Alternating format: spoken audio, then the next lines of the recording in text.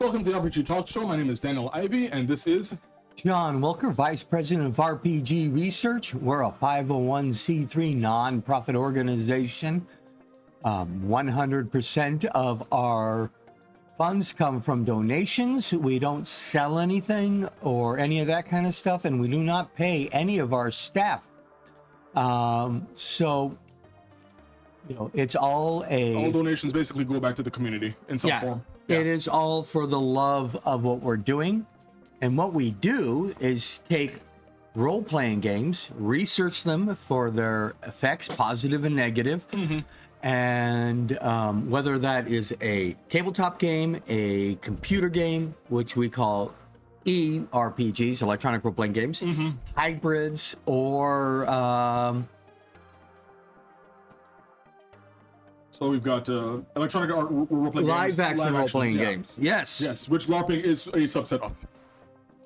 I am not losing my mind. I've lent it out to a Fae. He says he'll bring it right back. Oh no! You don't lend to Fae? No. Those bargains are worse than like the demon packs and the devil packs. Faes are nicer. No, they're not. I guess it depends on where you explore. Which brings up our topic for the day. Will be exploration. I was going to throw in a joke that our topic was going to be conversation, just to see him squirm a little bit. But conversation, our conversation today is conversation. I can talk about that. But that's next week in the socialization. Oh, is it? Okay. We can talk about talking about. We're talking about talking. Yeah, we can do that next week. We're going to be doing the Seinfeld version of a talk show. It's a show about nothing. I would rather talk about talking than talk about nothing. I did not like Seinfeld. Anyway, main topic today is going to be talking about exploration, and I believe we kind of already started talking about things in the just chatting area. You found the alignment thing. We'll talk about alignment. And, I have no problem. I love talking about morality. Right. First thing I want to talk about, though, is the Dungeon Master podcast by Q Code Media. It is starring Alicia Day. Okay, I saw like 3 episodes. Yep, there are 3 episodes. I haven't seen the 3 episodes. There are 3 episodes. I have listened to them all. They're all audio. They about half an hour each. Right. Yeah. And it's got good production value. Good. If you have surround sound, you will hear things coming from behind you. Yeah, I started listening to it and then realized, I have to jump on the bus and whatnot. But yeah, I saw like they have a warning at the very beginning that says this could be immersive, which is good heads up. So there are all the voice actors. There are sound effects every time they roll dice, because Will Wheaton is playing Gary Gygax, and he says, "What would you like to do?" And then he will roll some dice. And he goes, "Oh, that's only a 4. Too bad." And, those kind of things. Yeah. It is a different type of podcast. It is going through what actually happened with William Deere in this investigation, but definitely fictionalized. For example, they roll up all William Deere's stats at the beginning. It sounded very much like not less a podcast and more of a audio play or audio drama. Well, it is. Yeah. But it's not a book on tape. And so they call those podcasts. It's not a direct audio book. Yeah, it sounded like, as I said, an audio drama circa role-playing games. Yeah. And it is 1979. You're going to hear references to things that existed in 1979. For example, extremely minor spoiler. William Deere asks where he can find this priest, Judas. He wants to find the priest named Judas. Okay. Yeah. Not realizing that Judas Priest is a band, not in a single individual. Oh, okay. If he's looking for a priest named Judas, like, I'm sorry, if you're writing a story, it's like, no, that's a bit on the nose. Come up with a different character name. Yeah. It wasn't a character name. It was somebody was referencing the band, and and he responded with, "Where can I find this priest Judas?" So there is some good humor in there. It is fiction. Yeah. So do not expect an accurate portrayal. There is a lot of stuff that I'm sure William Deere did not put in his book, because I'm pretty certain he didn't put dice rolling into his book. well, I'm beyond the ambience and stuff like that, but like his relationship with his son probably wasn't explored as much as it's being explored in this story. Okay. So what you're saying is William Deere's biography didn't have like a stat sheet of his actual stats at the back. Well, William Deere's book isn't a biography. It's the story of his research, his detectiveness into finding Egbert. But they've added characters like a noisy reporter who is writing a piece on William Deere while simultaneously trying to help find Egbert. Yeah. And now this guy is a famous detective. He has been on television many times. And he was on an episode of BJ and the Bear. Okay, I'm not familiar with BJ and the Bear. The Bear is I don't remember who's who, but one of the characters of BJ and the Bear, and I think it's actually the Bear, is as a call sign, is a truck driver. Okay. And BJ is his pet monkey. Okay. So there was a movie with Clint Eastwood, and he would say things like "left turn, Clyde," and the orangutan would put his fist out like this, and he would say it to get people punched, or when they're driving, to make left turns.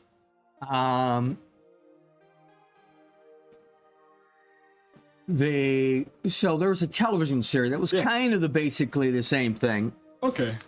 And American Action Comedy Television, NBC, February 10th, 1979. Yeah. So 1981. That would explain why I've never seen it. Yeah, the not being born part might have impacted you. Yeah. Yeah, so that is a hint. I was not born by 1981. Yeah. And that's the only hint I'll be giving. Yes. So I'm going to look that up later and see what... But, he was famous. People recognized him. And he was supposed to be a very good detective. This show might change your mind about his methods. While they may be productive, I'm not sure they're sane. So, yeah, that kind of reminds me of the, when I talk to many people about, like, the difference between charisma as a stat and intelligence or wisdom. Yeah. Yeah, you can convince someone that you're good, doesn't mean that you're actually good. Yeah, he's suffering a couple... he probably could have had some diagnoses. Yeah, confidence does not mean competence. You may find yourself on the wrong end of Dunning-Kruger effect. He is, he did die this year, just before this all came out. So we have to look at it with a little bit of respect when we look.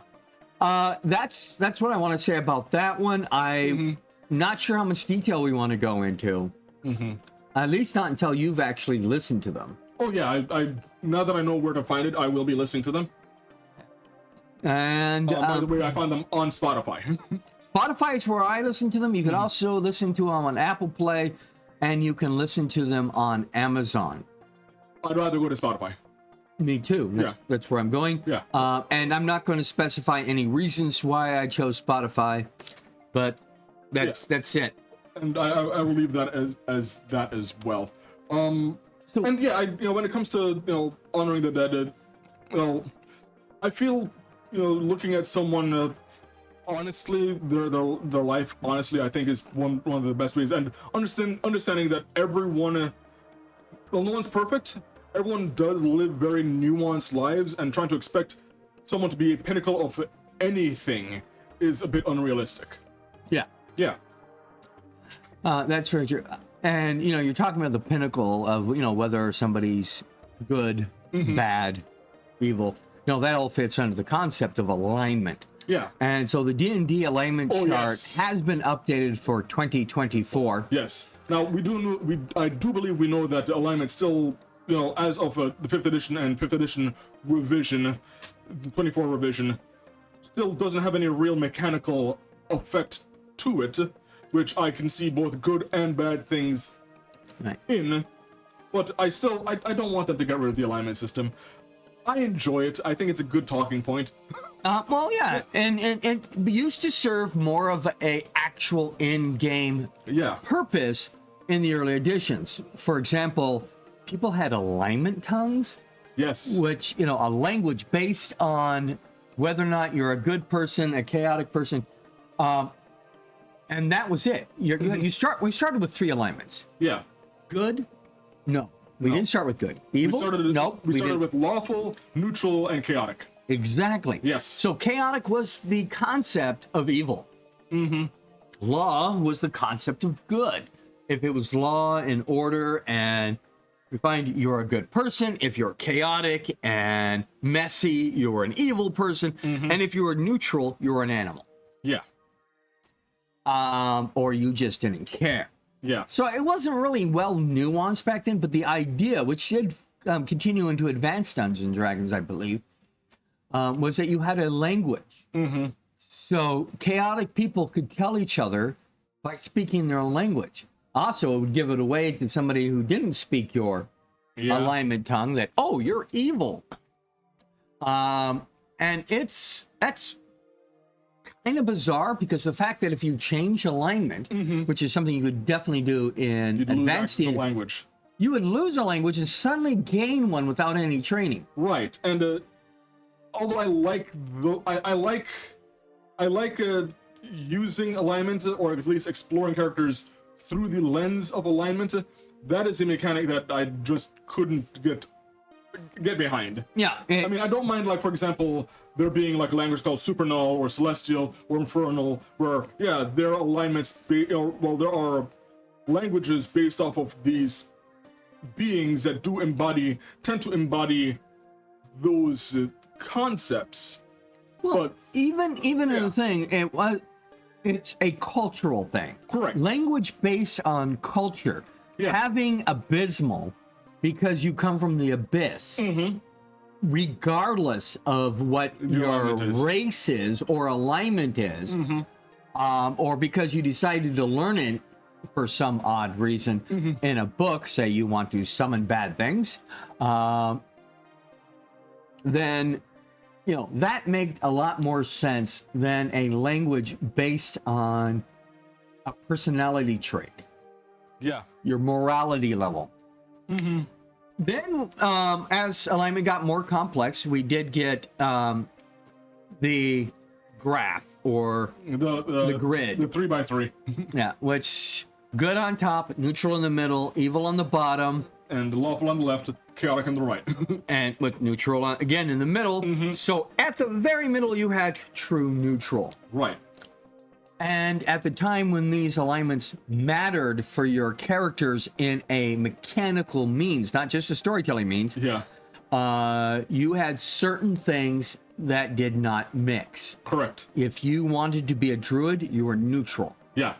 True neutral in some editions. Yeah, definitely true neutral. You weren't neutral good, you weren't neutral evil, you were right down the middle. Yeah. And the amount of people that I knew that did not know how to play that who played it as the minute there was any type of imbalance, they switched. Oh, that was disruptive. If you were lawful good, the paladin, assassins, there's an argument to be had whether or not they were supposed to be all chaotic evil or lawful evil. But they had to be evil. Yeah, they definitely, assassin, you had to be evil. Barbarians had to be chaotic. And monks had to be lawful, which meant you could not have a barbarian monk, which we can do now. Yes. My son is playing a barbarian monk. Yes. Because it's based on Raleigh from Dragon Ball Z. Yes. The other things that alignment did was you could detect alignments. You could have alignments trigger certain spells. Yeah. You could... Now, I understand a little bit why you might want to remove detect alignment. So you don't go around going, oh, this guy's evil and I kill him. Even though he's an evil alignment, he hasn't actually done anything criminal. And this is one of the things that I feel like, and you know, Hearth, I think can you know, testify to this. That when I was running 3rd edition, they had detect alignments in there, and the amount of times where like, yeah, it's an evil character, doesn't mean that's the villain. You may end up having to work with that character. Yeah. You know, you can't just go like, ding, ding, ding, ding, there's the villain because that's the one evil person. Yeah. Well, and yeah, he's lawful evil, and he's he doesn't break any laws. Correct. He's just a real jerk. Yeah. What if he's just a really like vindictive stickler to the red tape? Yeah. He works in the DMV on a bad day. He is the reason why the DMV is bad. But you can't kill him because of that. No. Or loot his dead body. That's still theft. Yeah. Then on the other hand, we have lawful good people who have done horrendous things.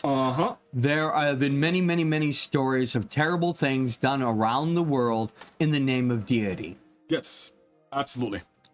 So we know there's those insights and outsights of these different alignments, and the fact that it used to have more impact. Now detect good, it's detect good or evil. Yeah, and I really feel like they need to rename those because it doesn't have anything to do with alignment anymore. No, You're it has detecting to. whether or not there's a fiend or a celestial or a fae. Right. Yeah. And a fae can be anything on the spectrum. And the celestials will mostly be good, but I've had stories where you had an evil angel, you know. The Christian Bible, first devil was an angel first. Yeah. A fallen angel. And some people say it was pushed. Yeah. And you know what happens if you're like, oh, it's a celestial. Oh, it's a unicorn. The unicorn is evil. Right. You know, a nightmare version of a unicorn. The unicorn's running a cult. So I'm going to go real quick here and look at the some of the alignments. Yeah, I believe we started off with you asking me what alignment do you think the Batman is. Yes. And I said that it depends on whether or not there's chocolate cake in the scene. And you know, some people you can definitely say their alignment is situational. There is a show on YouTube that goes by and detects, you know, tries to figure out what people's alignments are in character. So it watches through a series, and I've seen it and I enjoy it. Yeah, and he'll say, okay, this thing he did is more neutral. This thing is more good. This is more evil. And then he takes the entire arc of this person and find out where he is overall. Yeah. So it's an alignment based. He's basing alignment on their action. Yeah, and there's one that I absolutely love because it was when he was doing he was trying to figure out what the alignment of Alucard is in Van Helsing. Oh, in Van Helsing, not Transylvania, Yeah. You know, in Van Helsing, abridged. Oh God. Yes. And I am not a fan of abridged shows. Oh, for me it depends on who does it, and for me, Team 4-Star tends to do a fairly decent job. But what I love is, you know, you got nearly to the end with with the alignment thing with the Alucard. Yeah. And you saw like, okay, his alignment is there. And then the last 5 minutes is, and by the way, after he's, has Schrodinger, absorbed Schrodinger, and for him to recollect himself, in the Abridged series, he spends a couple of years just basically going through group therapy with all the souls that he had absorbed. Oh god. So that all like basically like ding here, ding here, ding here, and then 1,000 wait towards just one. So it was absurd, and I loved it.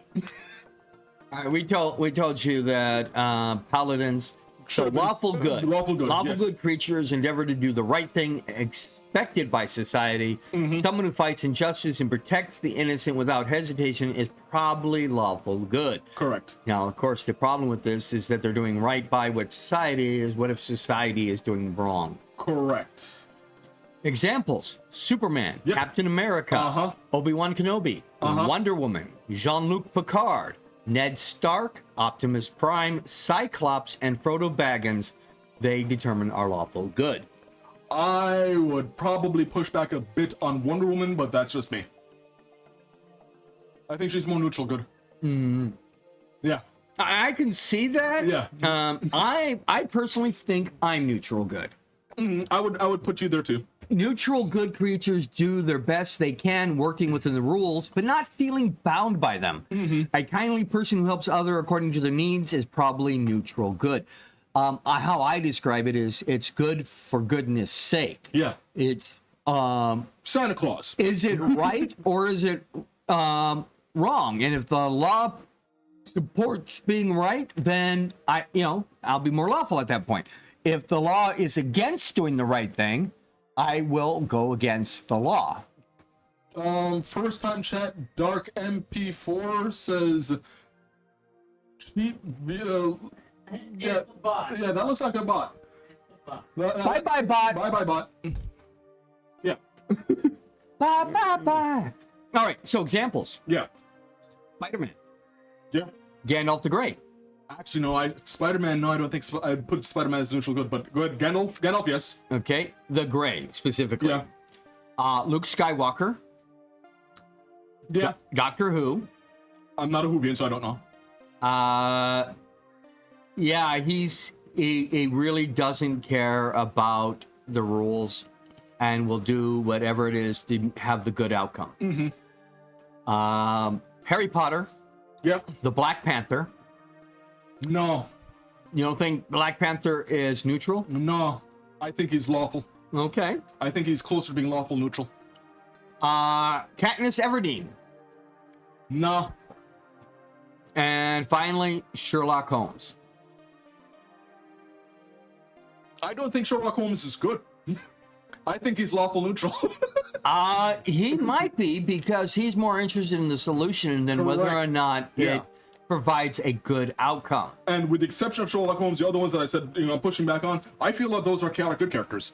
Okay. Yeah. Well, let's talk about chaotic good. Yep. Chaotic good creatures act as their conscience directs with little regard for what others expect. A rebel who waylays a cruel baron's tax collector and uses stolen money to help the poor is probably chaotic good. I wonder who that is. Well, the first example is the answer, Robin Hood.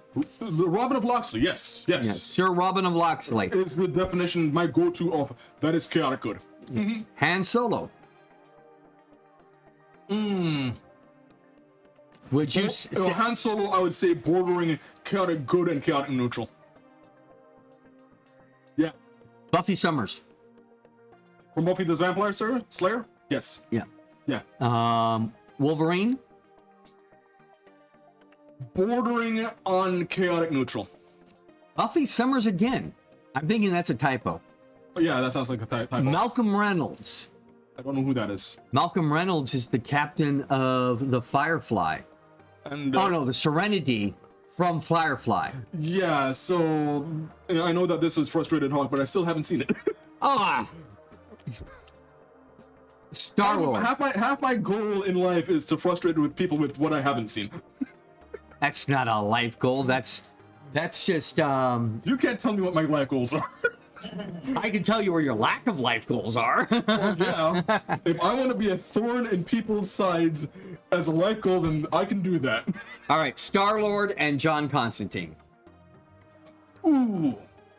No, not John Constantine. You don't think he's good? No, I don't think he's good. I think he's neutral. I think he's chaotic neutral.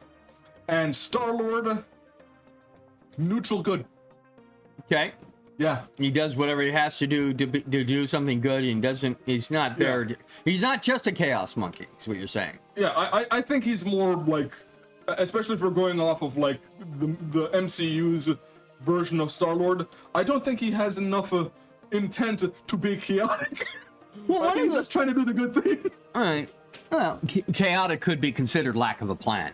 Yeah, but I don't think, I think he's just trying to do as best as he can. I don't think there's, him being chaotic is necessarily part of it. And you make a good point. Yeah, Are we talking the MCU version? Are we talking the comic book version? And if so, what era? Exactly. That's why that one guy who does what alignment are they? Mm-hmm. He specifies. He specifies where he is. Willow Rosenberg. I don't know who Willow Rosenberg is. And what alignment are you saying Willow is? Is Willow from Buffy? I haven't watched the series, so I don't know. Oh, again, sadness. I've only seen the movie. She is the most. I know who Willow is. I just don't know her character. She's the bisexual witch. That doesn't define anything. She's redhead, and I had a crush on her when I was younger. That still doesn't define anything. She's that wonderful goth girl. All right. Anyways, moving on. You're just describing a trope at this point. Yes. And her, I'm joking. You don't have to look that up. Yes. It's still just a trope, Perth. Stop showing us pictures of her because I'm concentrating over here. Okay, so what do they have for lawful neutral? Lawful neutral. Individuals act in accordance with the law, tradition, or personal codes. Yeah. Someone Mind you, I have a go-to for lawful neutral. Okay. Someone who follows a disciplined rule of life and isn't swayed by the demands of those in need or by temptations of evil. Is probably lawful neutral. Yeah. So, who's your go-to? Judge Dredd. Judge Dredd is the first on that list. Yes. So he is the Spock. Definite Spock? Spock is lawful good. Well, he is defined by logic, and not whether or not it's going to be. I know that he's more weighted towards logic, but he is still lawful good. Right. If anything, he's lawful capital good minimum. Nick Fury. Yeah, lawful neutral. Batman. Bordering lawful good and lawful neutral. Yeah. I would put him up more towards the good than neutral because he actually cares about the outcome. Yeah. Sherlock Holmes, I would drop down to lawful neutral. Yeah, I would put Sherlock Holmes in lawful neutral. Yeah. Yeah. James Bond, he's doing what he was told. James Bond bordering lawful neutral and lawful evil. We're not talking about his misogyny here. No, I'm not talking about his misogyny, but I've let's just say that I've read the books. For me, he's absolutely lawful evil, lawful neutral. Okay, so now we used to say when we gave alignments, we had lawful neutral with chaotic tendencies or lawful neutral with evil tendencies. We put in that other part to get a little bit more than just 9 alignments. Yeah. When we added in with tendencies. Yeah. That's why we say like bordering. Yeah. So RoboCop, before he awakens.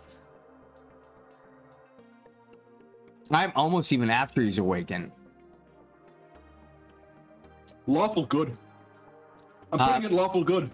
I think after he awakens, lawful good. Yeah. When he's before he awakens, he is straight up lawful neutral. I feel like he's Judge Dredd level of lawful neutral. But how should I put this? Shooting that guy that many times in the crotch was a choice, and for me, that wasn't defined by law. That was a choice. He's lawful good. Now, here's another one that has to be argued. Commissioner Gordon. Lawful good. Yeah. I do not see Commissioner Gordon as being neutral. He's not neutral. He is trying to do good. He's just doing it in Gotham. Right. He got a tough job. I think Commissioner Gordon's more lawful good than Batman. Absolutely yes. Absolutely yes. So, pure neutral. True neutral, as some of us call it, or as it just says in the books, neutral. Yeah. By the way, while we are here, I wanted to point out that is trying to do good mean someone is automatically good? No. But trying to do good may not mean automatically good, because the road to hell is paved with good intentions. Yeah. But fake it until you make it. Somebody who is trying to be attentive and isn't always successful is still trying, and I would give them more towards good. Yeah. If they're trying. If just because they fail or struggle might put them down a notch on, Yeah. chaotic good fits the trying to be good. Yeah. Or even neutral good can fit towards the trying to be good aspect. Yeah, and if we said, like, if someone is just trying to be good, then you can make the argument of they spent 50 years of their life being absolutely horrendous, and the last 5 minutes, I'm trying to do good. No. It depends on how long. We're not going to discuss the ramifications of the last minute conversions. Yeah. Neutral. So, I did want to mention this. There is, for me, 10 alignments, and it comes in the difference between true neutral and... So, I'm going to bring up a term that I'm not... Unaligned? Yeah. Okay. That is one thing that I appreciated in 4th edition. That they brought up the concept of unaligned, which is, for me, different than true neutral. Right. So true neutral is that you actually have a understanding of law, chaotic, Yes. and stuff. The bear doesn't know about law, chaos, good, and evil. Yeah. It just is. Yes. So that would be the unaligned. Yes. So, yes, the difference between true neutral and unaligned is the understanding of the concept. Yes. If you can have this conversation, you're true neutral. If you can't have this conversation, you're unaligned. Yeah. Neutral is the alignment of those who prefer to avoid moral questions and don't take sides, doing what seems best at the time. We call hedonists. Hedonists. Hedonists. Those who are bored by moral debate is probably neutral. Is our audience true neutral? No. All right. Examples. Dr. Manhattan. No. Nah, lawful neutral. Lawful neutral on that one. Do you really think that Dr. Manhattan, who doesn't have a code, doesn't do law, he does what he wants? He doesn't do what he wants. He doesn't. He is bound by what he believes will be. Will be. That's not the same thing about whether or not it's still, right or not. It's still not his will.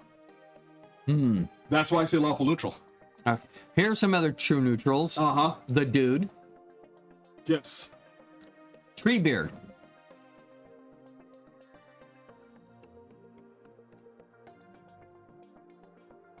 Treebeard is motivated. I'll give it Treebeard. Yeah. I don't like it, but I'll give it to. Yeah, he's one step above unaligned. Yeah. And that's because he understands the conversation. The Watcher. No. Lawful good. I'm going to say lawful neutral. No, I'm going to give him With tendencies of good, because he's breaking the rules when he does that. Anything good. If we're talking about the Watchers in general, yes. I would actually put the Watchers in general being lawful neutral. But Right. Uatu is lawful good. He has interceded too many times.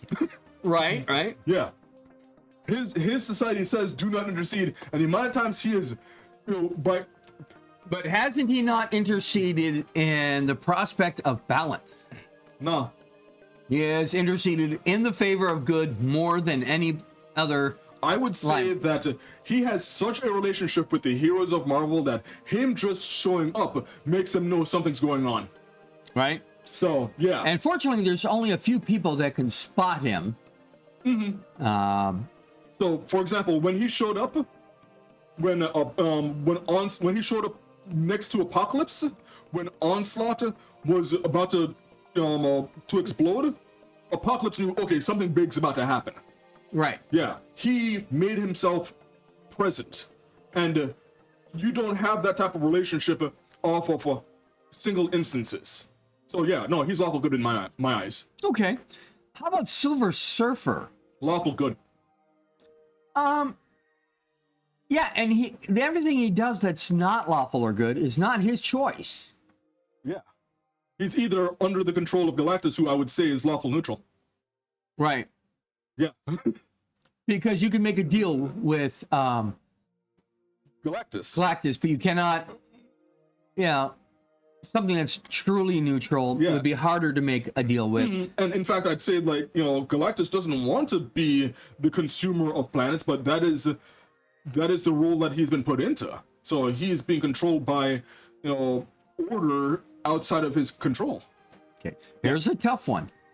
Morpheus from Sandman. Ooh.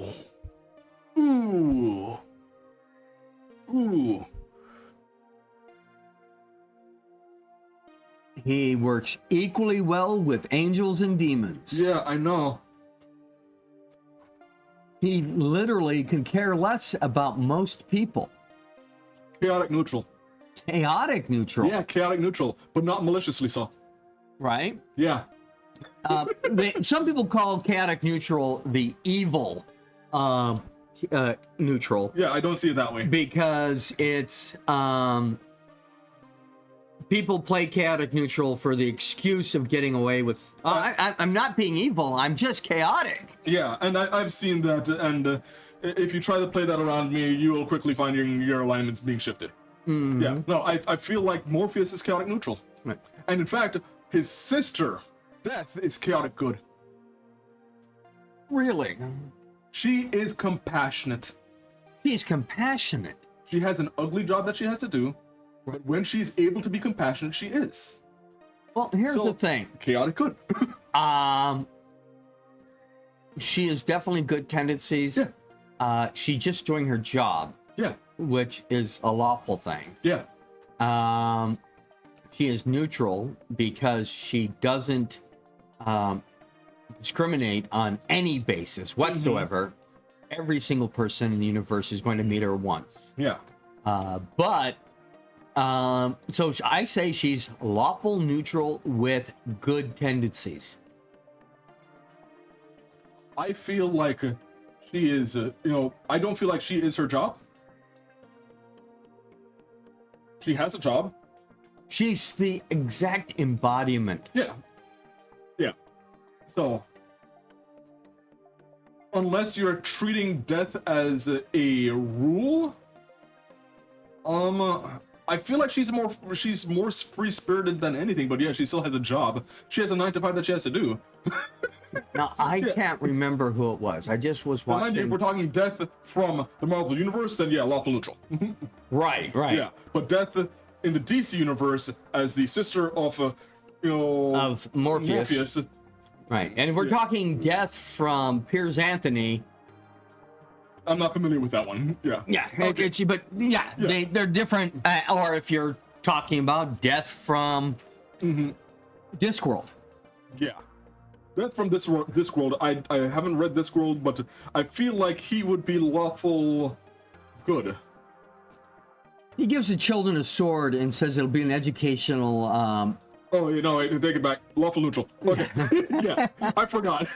Forgot that one. So, chaotic neutral. Chaotic neutral. Yep. Chaotic neutral follows their whims, valuing their personal freedom above all else. Yep. A scoundrel who wanders the land living by their wits is probably chaotic neutral. What examples do they have? Jack Sparrow. Bordering on chaotic good. Chaotic neutral with good tendencies. Yeah. Uh-huh. Deadpool. Bordering on good, yeah. Rick Sanchez, bordering on evil. Yes. Yeah. Q from Star Trek. Yes. Catwoman. Bordering on good. Yeah. Mad Max. Yes. Loki. Depending on who's writing him, yes. Yeah. Yeah. Okay. The Hound from the Game of Thrones.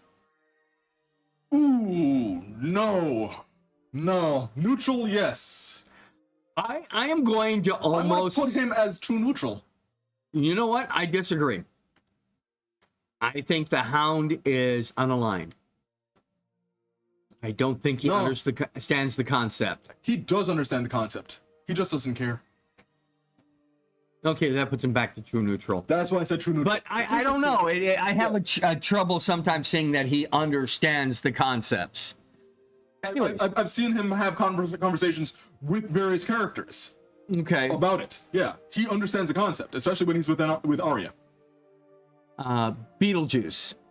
Chaotic evil. He's chaotic evil. Yeah. He's just not malicious evil. Yeah. But he's a selfish person. So let's talk about the evil people while we still have a few moments. Uh-huh. Lawful evil creatures methodically take what they want within limits of a code of tradition, loyalty, or order. An aristocrat exploiting citizens while scheming for power is probably lawful evil. Yeah. My first person I think of, and it's not on this list, is Lex Luthor. I'll give you that one. For me, that's not my first. Who's your first? Darth Vader. Darth Vader's the first on their list. Followed by Thanos. Yeah. And Thanos, I think, has a little tiny g good tendencies, because having the right idea but the very wrong way to go about it. This is getting the difference between the cinematic universe versus the comics. The comics, he was a simp. Right. Also, trying to do good. Yeah, he was a simp. He was going after death. Yes. The personification of death as a cosmic entity. Yeah.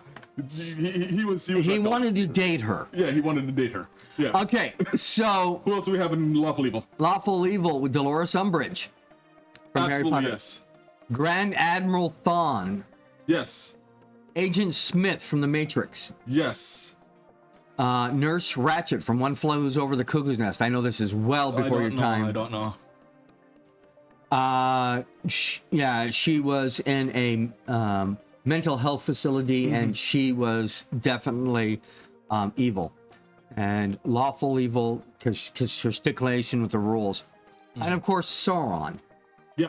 Yeah. Okay. Neutral evil is the alignment of those who are untroubled by the harm they cause as they pursue their desires. A criminal who robs and murders as they please is probably neutral evil. Who's your first go-to? That one's rough. That is rough. That is one of the harder ones, because they tend to either go lawful or chaotic in my mind. Just straight evil? Yeah, not chaotic or Yeah. By the way, I do feel like we're probably going to run a little bit, but I think we can get it done in 20 seconds.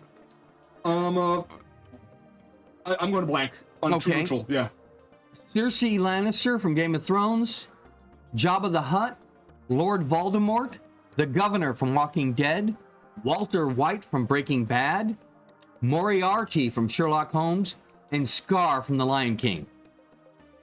Chaotic evil creatures are arbitrary violence spurred by their hatred or bloodlust. A villain pursuing schemes of vengeance and havoc, probably chaotic evil. I bet we have the same chaotic evil villain for our number one.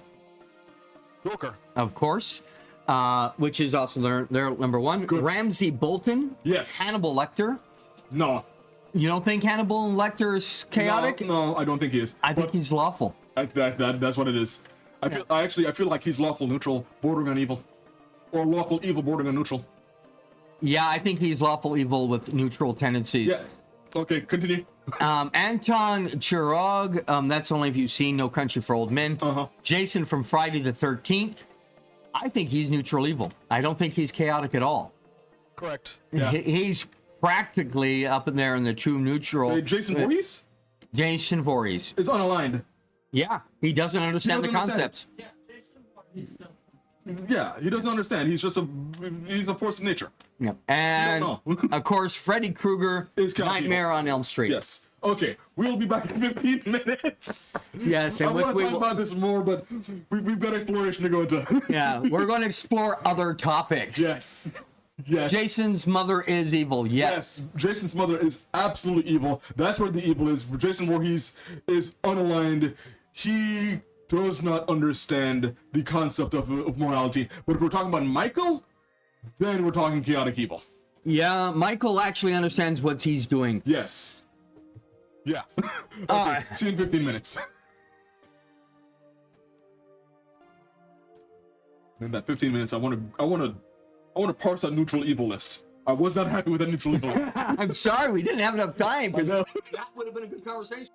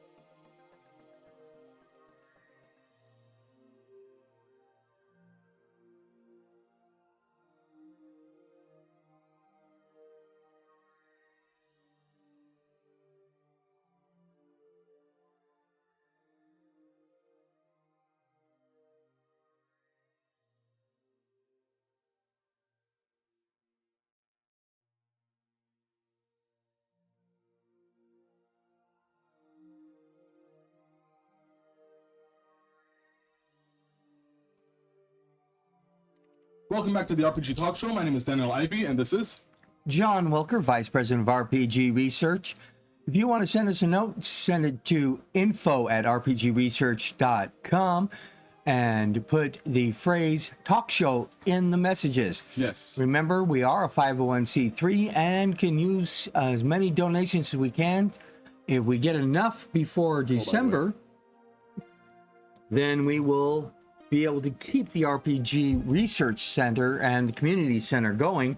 Otherwise, we will be dropping the Community Center and going straight to the research and going out to libraries and other places to do it, like we did before this all started going down. Okay, so our main topic today is exploration. Exploration. So, And last week I kind of went on a huge rant on that. yeah, you kind of did, but we're going to first of all, let's we're talking about the 3 pillars of play. Yes. 4 if you count reward or actual achievements. Yeah. As we've triangulated it based off of Bartle's taxonomy of player types. Yeah. So we have combat. That's the killers really do well in. Yeah. We have the explorers who do well in exploration, or in some systems they call it journey. Yeah. And we have the socializers who do really good in social, the people who want to role play and talk things out. And of course, we were talking about the 4th one. Achievers. Achievers who want to get certain things accomplished, who want to get certain type of rewards, people who collect all the Pokemon, all that kind of stuff. Gotta catch them all. And hopefully you don't work in certain businesses. Yeah. Yes. Because you don't want to catch all of the diseases. Correct. All right. So in the article, Let's Design an Adventure Building on the Pillars from D&D Beyond, I'm not going to go into the article very much other than they're talking about combining the different groups. Yeah. Combining combat and exploration, combat and role-playing, and of course, role-playing and exploration. Yeah. I'm a little ashamed they didn't put a combining role-playing and combat. That's something I like to do. Yeah, and I like it when you mix and match, but I feel, and I think this is a fundamental flaw of many designers that I've seen, where, they're going for an effect, but they're not really understanding the motivation. Why does someone want combat? Why does someone want to socialize? Why does someone want to achieve? Why does someone want to explore? And I feel a lot of, the whole, exploration tends to be, acknowledged as the weakest pillar in 5th edition. I think it's because they're not really understanding the motivation as to why someone would want to explore. And I would agree with that. Yeah. The previous article was saying, exploration, including things like traps and riddles. The fact that they said that they use exploration as a catch-all for everything else shows to me that they do not understand why anyone would want to explore. And I see myself, I like to explore. And for me, the motivation isn't, I must, uncover the entire map. That's achievement. It's, I want to discover something new. I want to wander. I want to go this direction and see how far will it take me. If there's a bridge there, okay, then I'll find a bridge. If there isn't, I want to know what's there. Do I want to explore this undiscovered island? Am I an archaeologist, an anthropologist, or just somebody who's looking for resources to steal? Right. That's all in the colonization type area that we talk about later. Well, I guess it doesn't depend whether or not you're being employed by the British museums. Or the British Tea Company. Yes. So, I feel like, and I know that we have a couple of things prepped here. We have hex crawls, right, which are generally some people's go-to for exploration. Let's start off with the simplest version and work our way up to the more complex way you can do exploration. Okay. Now, the simplest way of doing exploration is you move from point A to point B. And that can be as dry as toast that's been left out in the sun and burnt. See, I wouldn't even consider that exploration. That's just travel. Right. But when we were talking about it, travel is a big part of exploration. Yes, and what I'm saying is that you can do this as simply as the Indiana Jones dashed line across the map. That's not very exciting, and it's not really the ideal. Yeah, that's skipping over the entire process. Right. Yeah. So the next step up is actually dungeon exploring or dungeon crawls. Yes. Because you can explore a single building, a single temple, a single village. Yeah. You can. There's all there's a lot to be exploring. I can explore the continent. Yeah. Looking for the Fountain of Youth, the lost city of Andor. Candor, or the gold. I was looking the city of gold. But all these different things. The treasure planet. Yes. For the treasure planet. So these are all the goals. Now, on the simplest base, we have squares. Yeah. Which are the grid system that you can see on our table here. Yes. And that's really good for up close personal things. You know, 1 square equals 5 inches, or 1 square equals 10 feet. Right.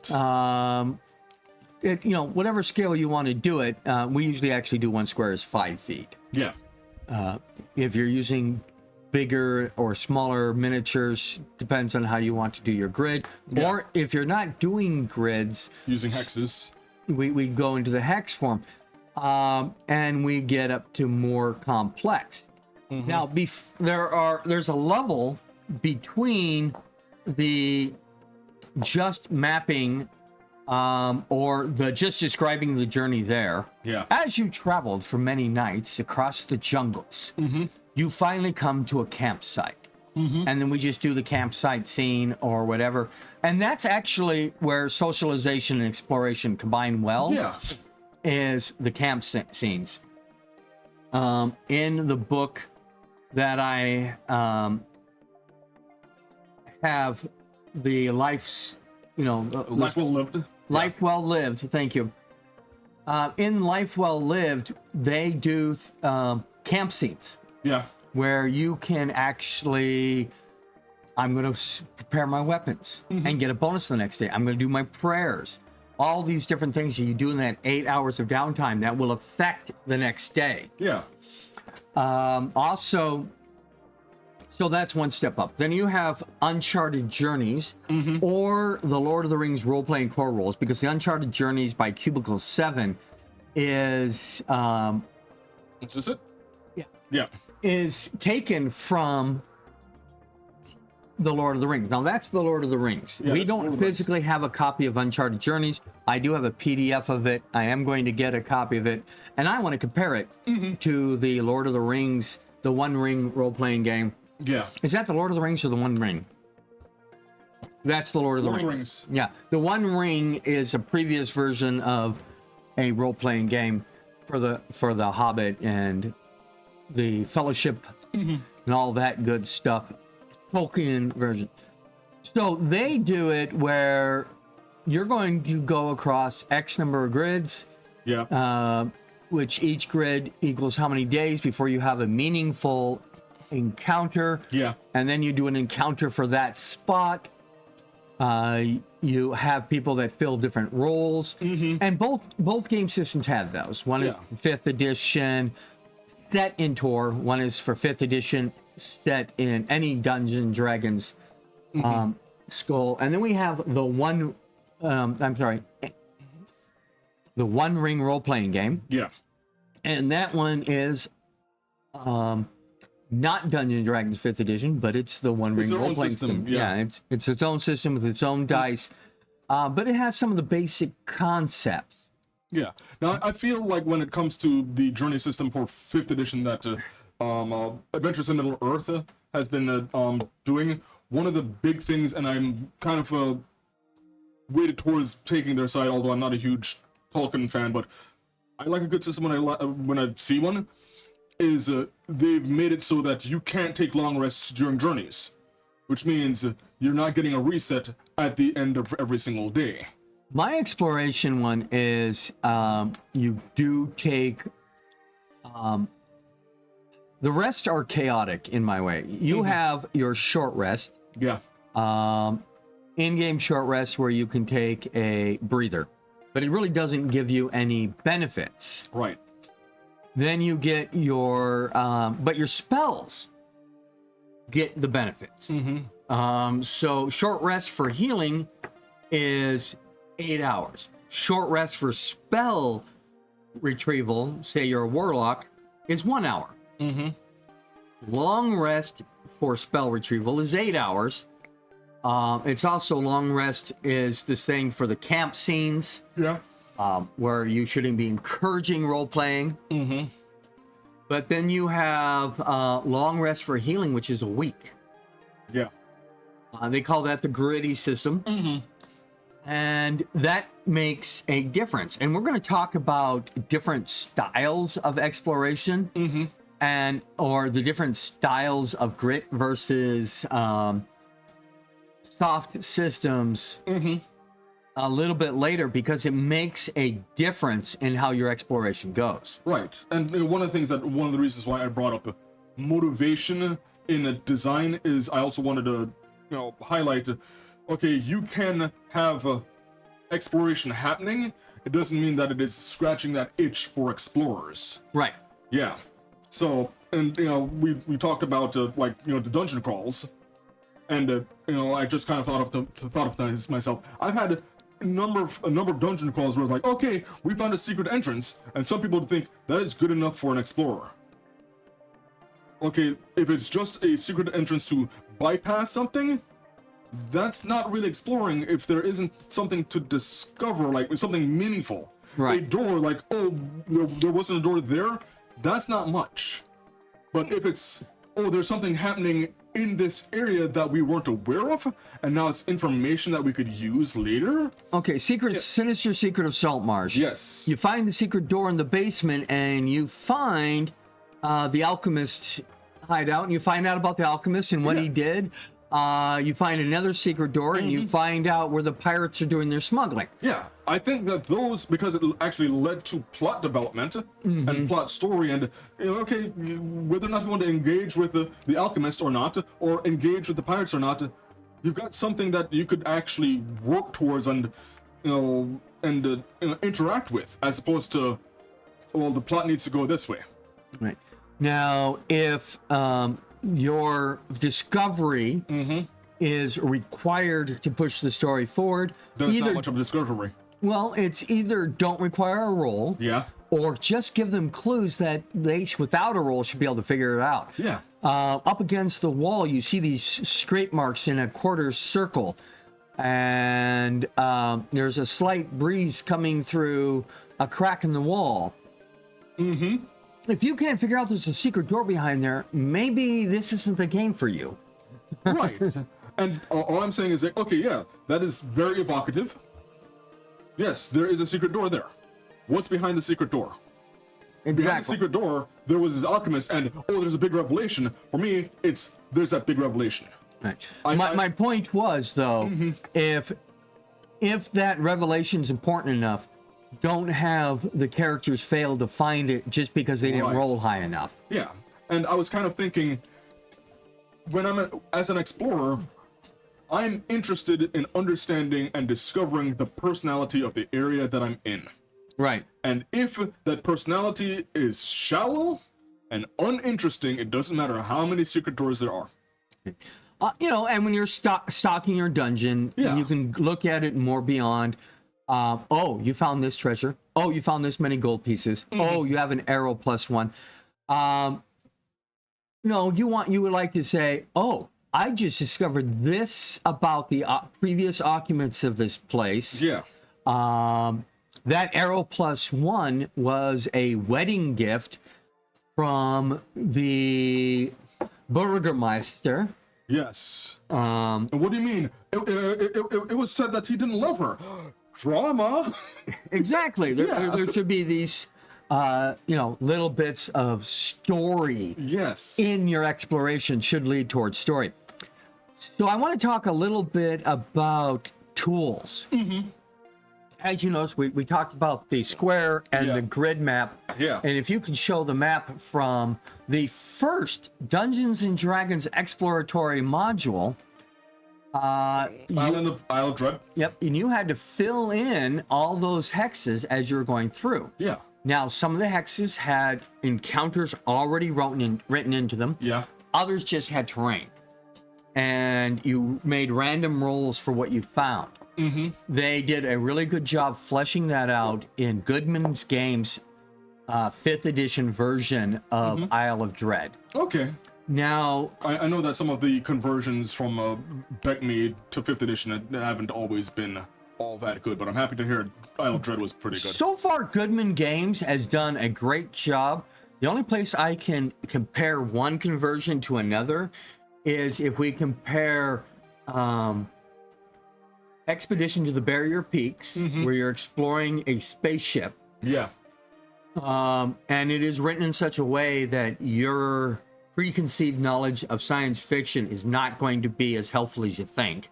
Okay, interesting. And you have to figure out what these tools are. There's some things that, you know, your preconceived notions of science fiction may get you hurt. Yeah. There's ways to describe modern day stuff in, you know, from certain perspectives. Speaking of modern day stuff written in certain perspectives, one of the trinkets in the player's handbook, the 2014 player's handbook, is a 9-volt battery. It's a little cubicle metal device with these 2 cups at the top, and it sparks if it's near water, if it's in water. Okay. I like the idea that Sending Stone is really just like, it's a Nokia phone. It's like a brick. You can communicate with each other. So there's a thing called the Dungeon Master Screen Wilderness Kit. Yeah. And it has the both types of graphs you can write on it. It has charts for tracking your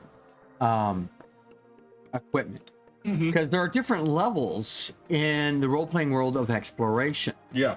You can do the Adventures in Middle-earth, the Lord of the Rings role-playing game, and I'm assuming the Uncharted Journeys, without having to track every arrow and how much food you have. Right. But there are games that are, especially if you're doing that more gritty stuff. If I'm going to do the Icewind Dale adventure or my Isle of Dread adventure, which I'm doing right now, you're tracking every item. You're tracking how much food you have for the crew. Starvation is a thing. Getting lost is a thing. And I feel like that is a part of it, you know, discovering the personality of a certain area. If existence is difficult in the area, that is going to show up in the mechanics. So not every place should you be tracking, like, you know, how many calories are you burning in a particular day. Well, you don't have to track the number of I'm not saying calories. you have to go that far, but you know, 1 gallon of water and 1 pound of food. Yeah. And I've had people who are doing this boring, and they're smart. They've had, I found a source of food here. I'm not taking all of it. Right. Because I want that food there later. Yeah. And we map and we explore this. And the other things of exploration that a lot of people don't think about is weather. Yeah. So when we're playing Sinister Secret of Saltmarsh, which is being blended into my Island of Dread story. Yeah. Nice. We deal with weather reports, cloudy, clear. We deal with temperature. So you get a full weather report based on where you are in the world. It's hotter the further south you go. Or closer to the equator. Yeah, closer to the equator, the hotter it gets. The farther away, the colder it gets. And whether you're on the coast or in the open ocean, all these things matter. The things you can randomly discover, including other ships or islands or weird phenomenon along the way. Yeah. And these can be as random or not as random as you want. Some of my encounters are random, but most of them for my Island of Dread one, they're all pre-planned. I know what you're going to meet along this one path. And if they decide to deviate from this path, then I'm going to have to get some more random stuff thrown in there. Yeah. But the Dungeon Master Screen Wilderness Kit has more advice for 5th edition and the exploration aspect. Okay. The amount of charting you want to do. You want people to fill out captain's logs, food charts for the group. Everybody who's not a player character has a sheet, the NPCs, so we know we can track what their abilities are, what they're doing. It's how detailed you want. I have a herbalist handbook. I have a geologist handbook on the way, and the next one by the same group is doing myconology, so mushrooms. Yes. And I want a meteorology book next out of them. I just got to figure out a way to tell them that. And the different levels of how far you go into your exploration can be micromanaging all the way out to the ... Where it doesn't matter. Yeah. And I like something that's a little closer to the micromanaging. I think the good middle ground is Uncharted Journeys and the Lord of the Rings role-playing game and the One Ring role-playing game. For me, System-wise. When I'm trying to portray exploration and give that sense of exploration, I'm trying to highlight what is the personality of this area that we're in. Not just the personality of the people in there, although that could be a part of the personality of a region. I'll give an example. Anyone who's ever been to New York. New York has its own personality, and it is affected. Each bureau has its own personality. And this has affected some of the plannings and designing that I've been doing for how to build cities. And one of the ideas that I came up with was when it, how should I put this? I got to the point where, when it comes to designing cities, for example, 5th edition, where I'm not trying to build a metropolis. As the highest I go is a district. You get the personality for a district, and a city is just a collection of districts. And you realize that, this is a network of communities. How the communities interact with each other will determine how the greater city works. But if you're going to New York, it's like, what part of New York are you going to? Because Wall Street is going to act a whole lot different than Manhattan. Manhattan's going to work a lot more different than Harlem or the Bowery, or right. And all of them have their own personality, and the people there are going to feel and act differently. Yeah. It was like the comments I made about cultures is that a certain group from culture A, even though they have a lot of other physical or other similarities, are going to be completely different if they grew up someplace completely different. Right. And, as someone who, comes from a country that has a reputation, I was born in Jamaica. Right. The amount of people are like, they love Jamaica because they had a tourist experience of Jamaica. I don't have a tourist experience of Jamaica. You have a lived-in experience. I have a lived experience of Jamaica. For me, when I hear some of the things that are going on in Hawaii, I kind of understand what they're going through. Because I'm not seeing it as like, I'm a tourist. I can't set foot in Jamaica without my family knowing. Okay, so that actually brings us to what you had alerted at in the beginning, was the reasons for exploring. Right, the motive. If your motivation is, I want to see what's on the other side of the mountain, versus I want to find gold, right, versus I want to have an economic concern set up, versus I'm exploring because I have to get to the other side. Christopher Columbus was exploring because for economic reasons. Yes. He wasn't doing it for the joy of and the wanderlust of discovery. While Dr. somebody, I presume, Livingston. Dr. Livingston, I presume, was exploring for the discovery of what he can find on the other side and the people he could find. Yeah. I feel like, Darwin was more of an explorer than Columbus was. Yeah. I mean, they're both going into uncharted territory. Yeah. He was trying to find something new and interesting. It's still some of it problematic. Right. Well, yeah, Columbus's main motivation was finding a shortcut to India. to get a paycheck. Yeah.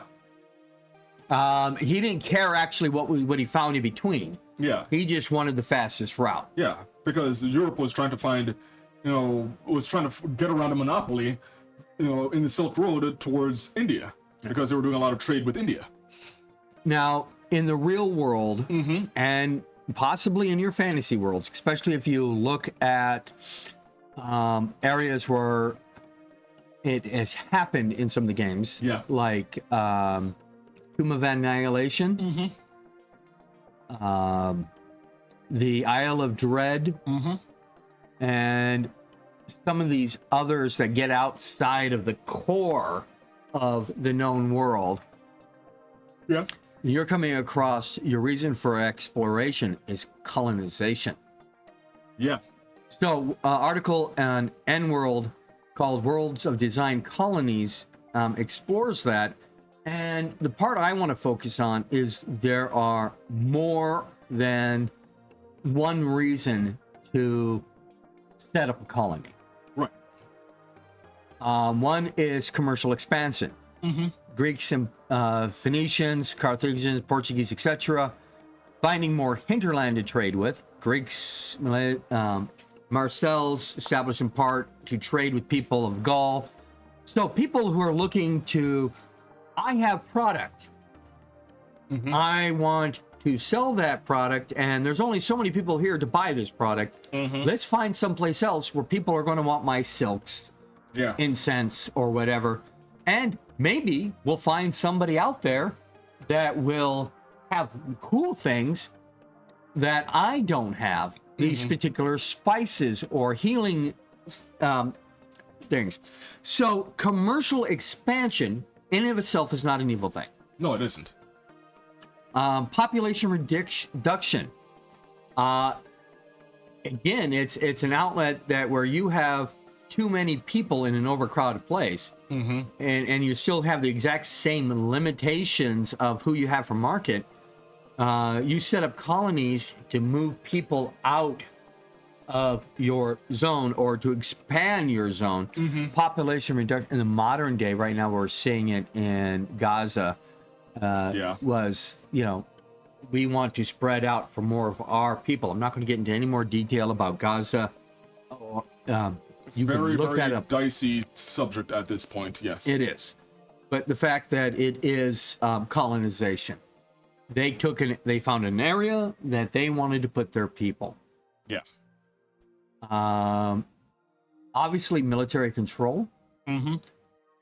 We in the United States have military bases all over the world. Yeah. For strategic reasons, and those can be considered little colonies. Retired Roman legionaries took land and colonies located in newly conquered territory in Italy to help control the inhabitants. Yeah. The Mongols did that. They came in. If you were good at your job in an area where the Mongols took over, you probably kept your job. Yeah. But other people were installed there to make sure that you were still working for the Mongols. Yeah. Commercial exploitation. Commercial exploitation. Yeah. Yeah. A mercantile theory of the times said that countries should only trade with its own colonies to maximize earnings. So we're not trading back and forth between us and India.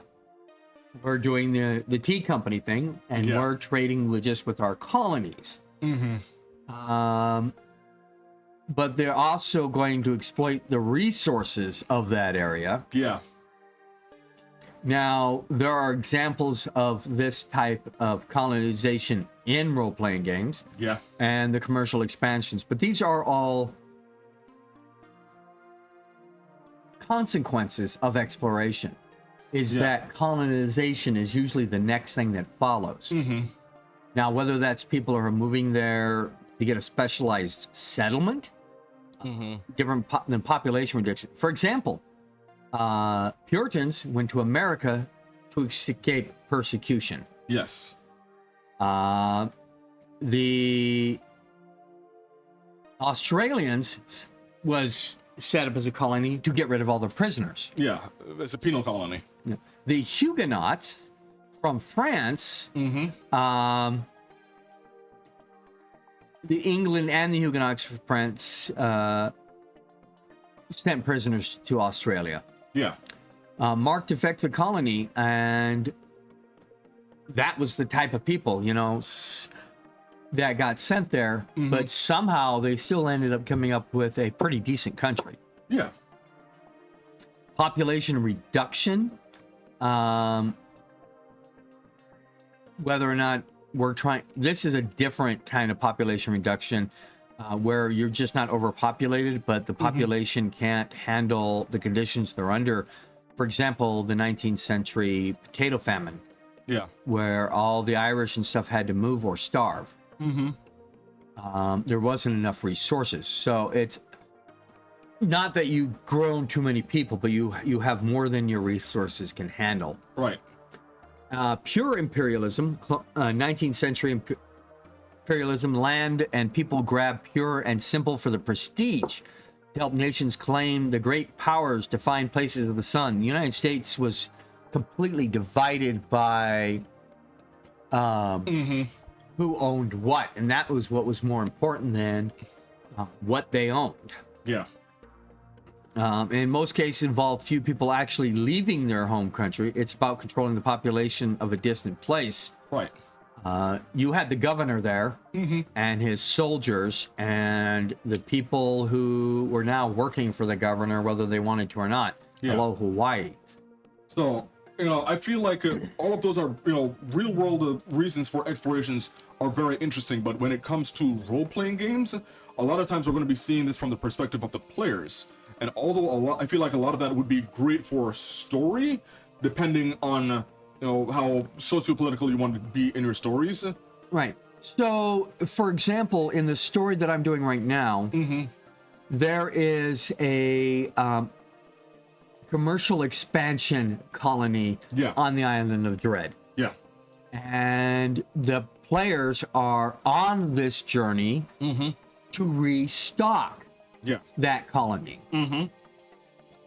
So that is the motivation for the trip in itself. Right. It's not a pure, oh wow, there's an undiscovered island, let's check it out. There's already colonization there.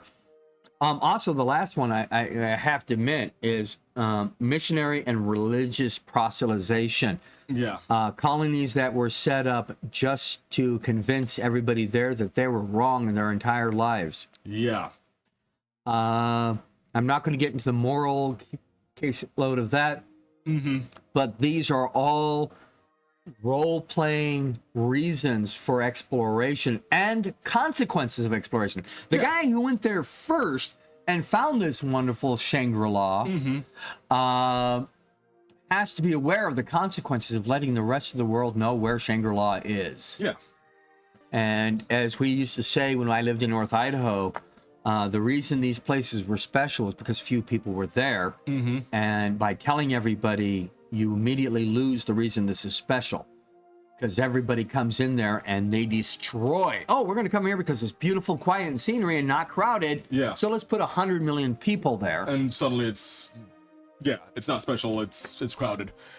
Yeah. And the colony becomes a city, it becomes a state, becomes a country. And that's one of the consequences of the exploration that I wanted to actually address.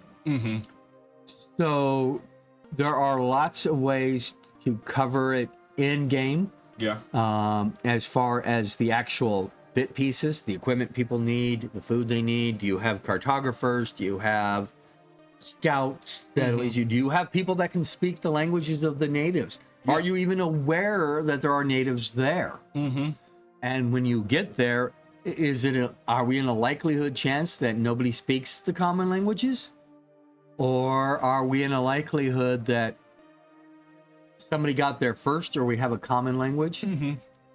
It's like discovering Norways in North America. Yeah. Norwegians in North America. Yeah. So I feel like when you take a look at and I'm just using Dungeons and Dragons because I feel like it is a very common place to start. I feel like there are tools that become more prominent, in the toolbox of, for example, Dungeons and Dragons that get elevated when you're thinking of them from the perspective of exploration as opposed to combat. Right. So, for example, Random encounters? yeah. So, no, well, not necessarily that, but from the player's perspective, the amount of times where I say, like, who needs comprehend languages? Most people are thinking combat, and you may not need comprehend languages if you're worried about, damage number goes up. But comprehend languages, if you cannot anticipate what languages you're going to come across. My group right now is in the hidden shrine of Tomachan, and they are constantly using comprehend languages. Yep. And they have one person that speaks Olman, which is the Aztec / South American tribes language. And the language becomes much more important than how many hit points I have. Yeah. Being able to discuss, they got attacked by a giant snail. And they're like, oh, Snail bad, he attacked us. Snail's like, I am not, you invaded my home. So I feel another interesting thing, especially, because some people are like, oh, this is a foreign language that we don't know. This is when we use comprehend languages. Right. And I feel like an interesting way to use to, say like, oh yeah, this is the obvious big red sign that says use comprehend languages here. If you use comprehend languages here, you'll learn this. But if you take the stance of, for example, using Druidic as kind of like I believe Ogham, where it was a secret language and not many people knew it, but you could put the language out in the open and people wouldn't realize that there's a language there. Right. Suddenly realizing, okay, I'm trying to figure out this one script, and maybe it's in, like, say, Serpent. Okay? And you're like, oh, I'm reading, I cast comprehend languages, I read Serpent. But then you realize, all of these scratches? That's another language. Druids have been here. Right. Yeah. And, oh no, I'm learning Druidic. They may not like that. One of the things that is makes it a little more complex is that RAW, rules is written. Comprehend language means you understand it. Doesn't mean you can speak it. Correct. Or write it. Yep. So it's a one-way communication, and you have to figure out, oh, I understand what you're saying. I just don't know how to tell you I understand what you're saying. And that reminds me, I had a This is where exploration and role-playing overlap. I had an orc paladin back in 3rd edition when we were running a Temple of Elemental Evil. Right. And this was when I was using full plate and assisting in stealth. And I was assisting in stealth by being the target to look at so that the people who were better at stealth than me could most definitely hide. You're providing distraction. I was providing distraction. And I had this helm of telepathy. And, we had some goblins coming after us, or coming towards me. Right. And they were figuring things out, and I could understand them. So I was just broadcasting to my companions in a language that they knew what the goblins were speaking, and the goblins didn't know that we knew what the goblins were saying. And exploration also provides chances to use the utility spells. Yes. The spells that allow you to start a fire, to give you a shelter, to summon Gruel or Hero's Feast when you're really high and rich. Yeah. I mean, I had a group that was doing Hero's Feast quite frequently because they had all the money to throw away. But things that you, in a typical dungeon crawl, or just a typical, I'm going downtown and finding the bad guy and beating him up, that get overlooked, where you could use these things. Speak with animals. Yeah. better uses things to get past obstacles. Yeah. You can't get past every obstacle by throwing a Eldritch Blast at it. No, you can't. It's like, oh, well, I discovered that's not a mimic because the Eldritch Blast refused to go off. Mm-hmm. Since you have to only target a Creature, creature. not an object.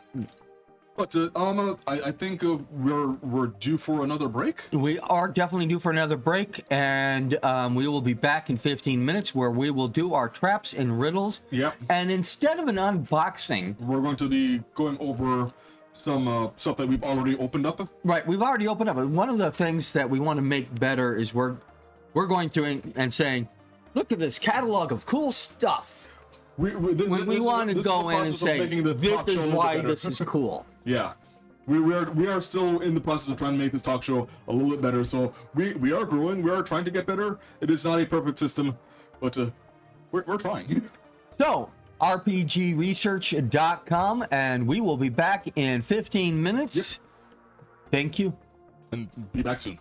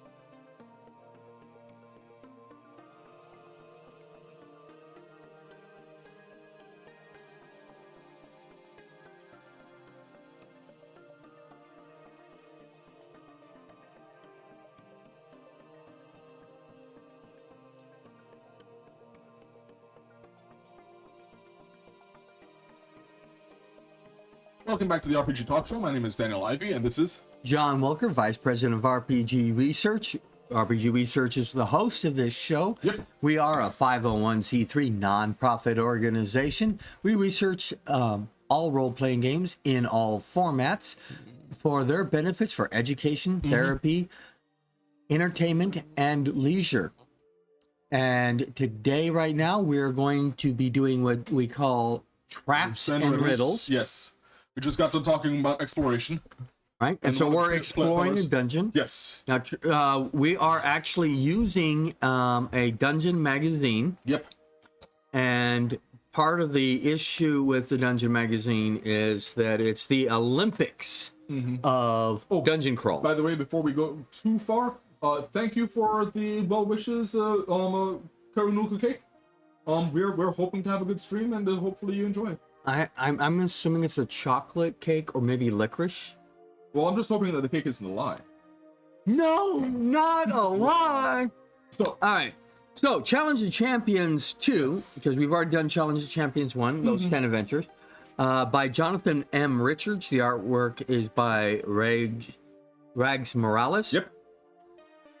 This was Dungeon Magazine, July/August of 1993. Yep. Issue number 69, volume 12, number 3.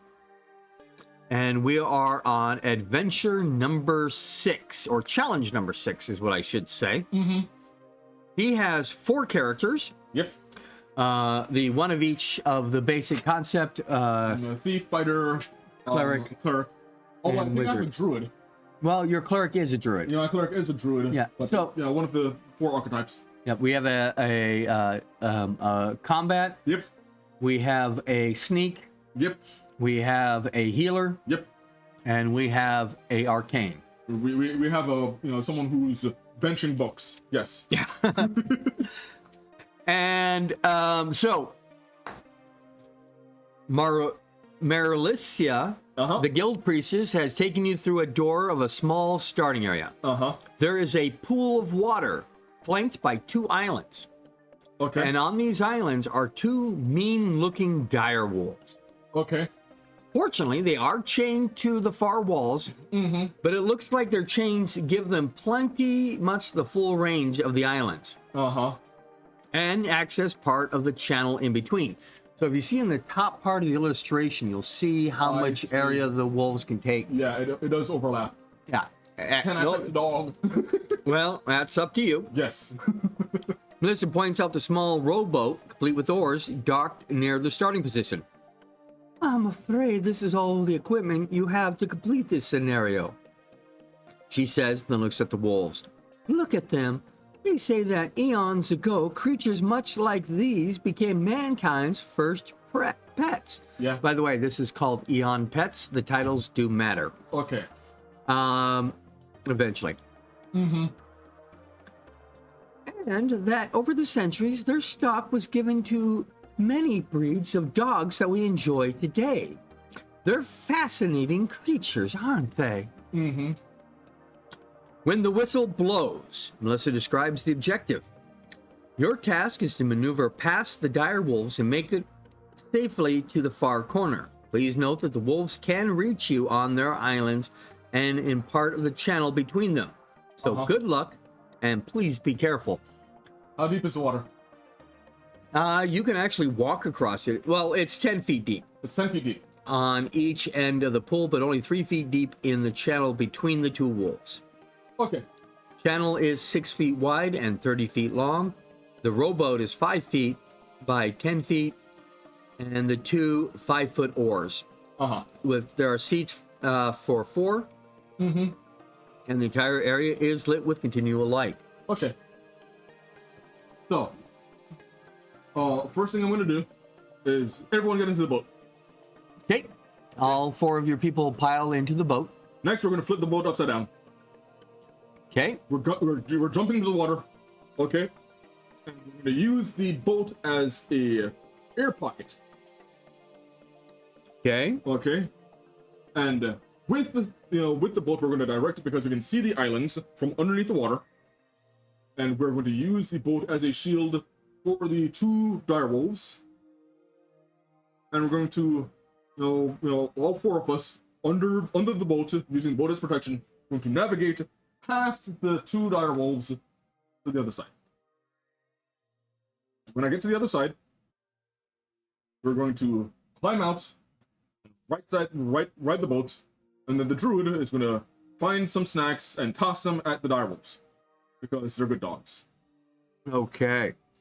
You're disqualified for the use of snacks. You're not allowed to have any.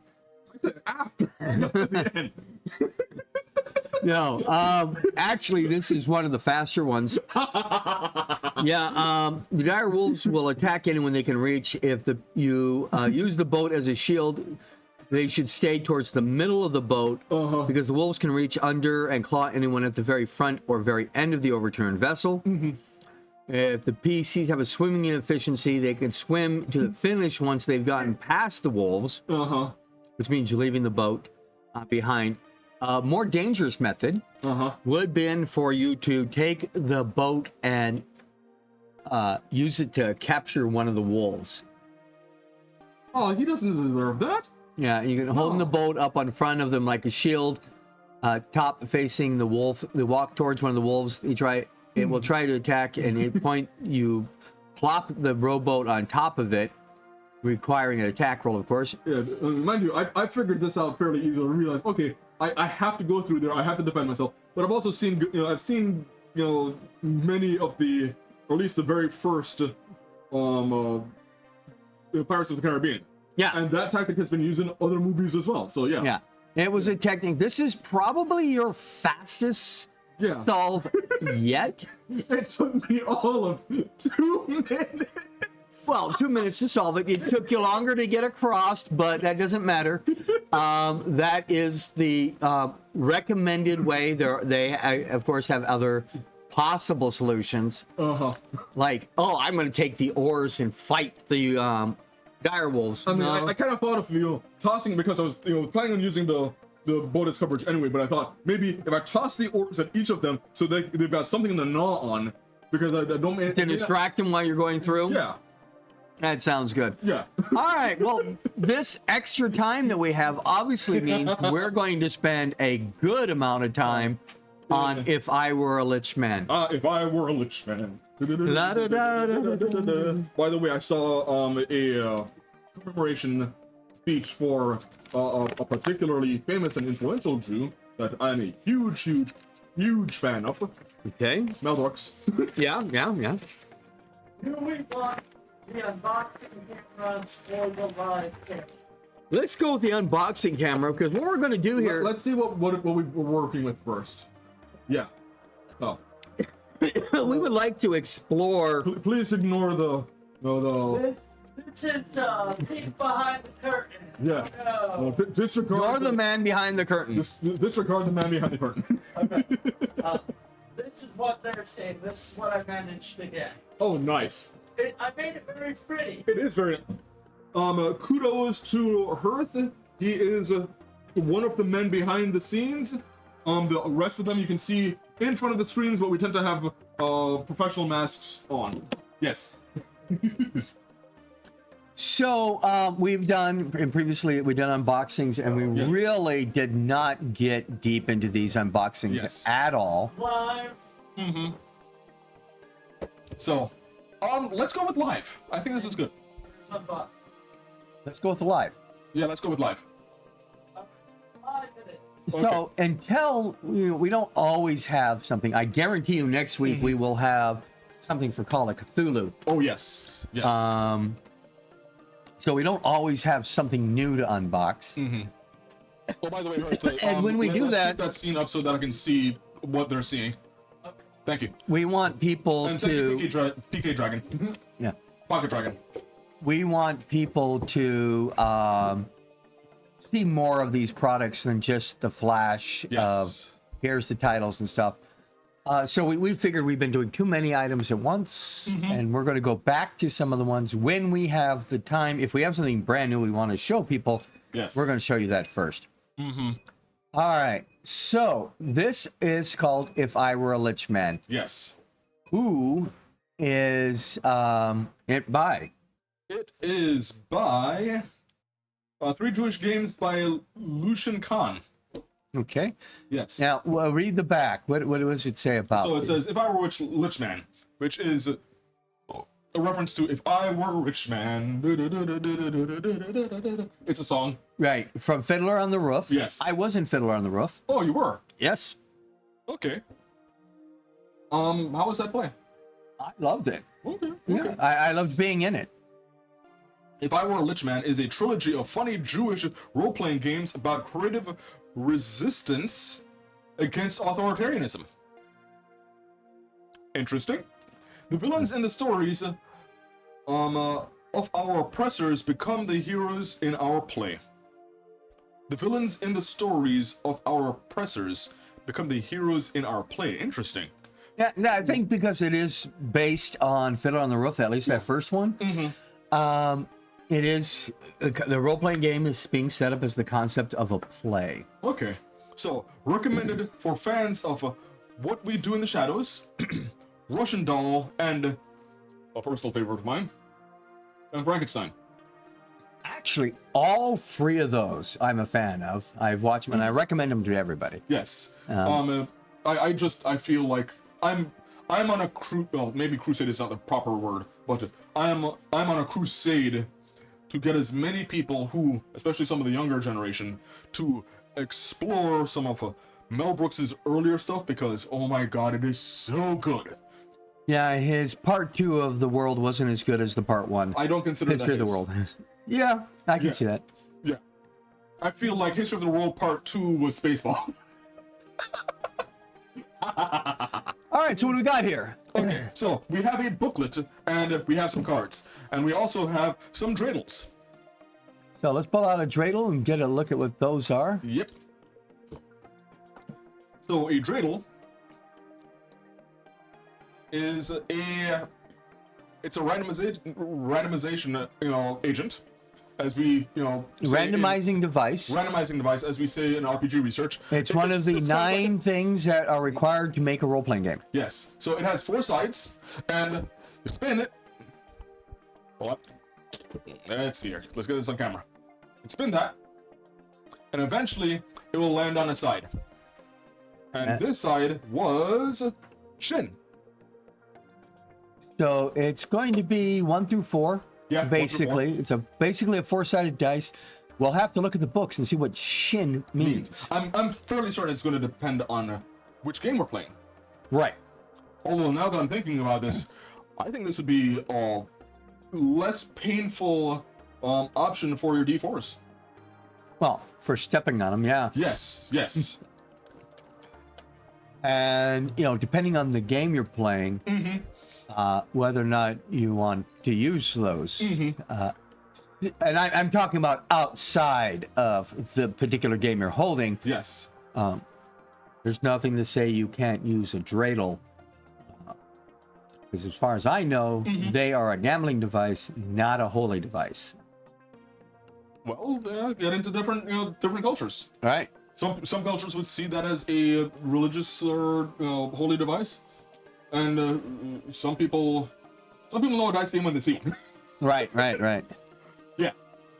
So in If I Were a Rich Man, if I were a lich man, we've got some game pieces, the introduction, cultural primer. Ooh, that's interesting. If I Were a Lich Man, it's going into the different games. Some bat time, same bat time, same bat time, same bat mitzvah. Right. And Mitzvah is the coming of age, and grandma's that's for drinking the song. females, yes, because the males do a bar mitzvah. yes. Although I suspect that they're just making a pun, and I find that there are a lot of puns in Jewish culture. I know that it's a pun, Oh, yeah. and I'm sure they will explain it in here, what the bar mitzvah is about. Yes. When Dracula goes to attack somebody and they pull out a Star of David. Sorry, I'm Jewish. I like the idea of a Jewish vampire who, Right, yeah. or a female Jewish vampire who had their bat mitzvah. Yeah. That's when they returned. So let's go to. I want to go to page 10 for the cultural, because I'm always interested in culture. Yeah. Cultural primer. And we actually have some of the, I guess, the creators right there on page 8 and 9. Okay. We've got Lucian, yeah, Arizon, and Mendez. And a bat. Cultural Primer by Jaime Mendez Hodes. I hope I'm pronouncing that correctly. I apologize if I'm not. On behalf of Jews everywhere in the world, we would like to welcome you to If I Were a Lich Man. However, it is important to remember that we do not represent Jews everywhere in the world, and neither does any Jew. And I feel like that is incredibly important. Right. A Jew in Europe is different than a Jew in New York, is different than a Jew in Spokane, Washington. Correct. So, we are vast and contain multitudes, and I feel that is incredibly important when it comes to talking about it. Any culture, I no agree. culture is a monolith.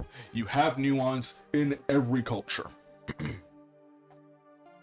Are non-Jews allowed to? You can safely assume that if you can purchase a game in which you play as a demographic to which you do not belong in real life, the authors of the game want you to play as that demographic. You do not need to ask their permission on social media. I'm going to have to thank you for that, because Yes. there are people out there who believe you There are gatekeepers everywhere. There are cultural gatekeepers. There are in gatekeepers. every level of every concept. Right. Yeah. It's, if there is a culture, there is a gatekeeper for it, and well, there is good I'm going to say it outright. I think there's good gatekeeping. Most of it is bad though. Yeah. Yeah. Yes. I feel like good gatekeeping is like maintaining certain standards within the community, but that still allows for new blood and and ignorance and growth. I think good gatekeeping me is based on actions, no other category. If you are coming into the community center and you haven't had a bath in the last month, and we can all tell, we may ask you to come back after your bath. Right. So, and I said the quality assurance isn't gatekeeping, and that I think is an interesting discussion to be had. Although we're not going to have it today. Right. But all I'm saying is that there is an argument there. Yes. Well, yeah, the quality assurance, sometimes we had that quality assurance gatekeeping at Gen Con thing. The market says beginners welcome and advanced players only. Based on your skill level, yeah. you don't really want a beginner to come in and play your high level module.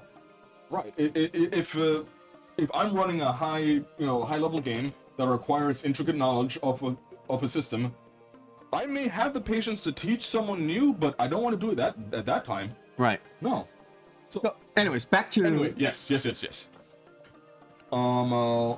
You do not need to ask permission. However, there's a certain etiquette to it. It's hard to figure out sometimes because, as the existence of these games implies, Jews love self-deprecating humor and jokes that lampshade unkind things other people say about us. And some Jews are more cautious than others about telling Gentiles, non-Jews, the jokes we tell each other.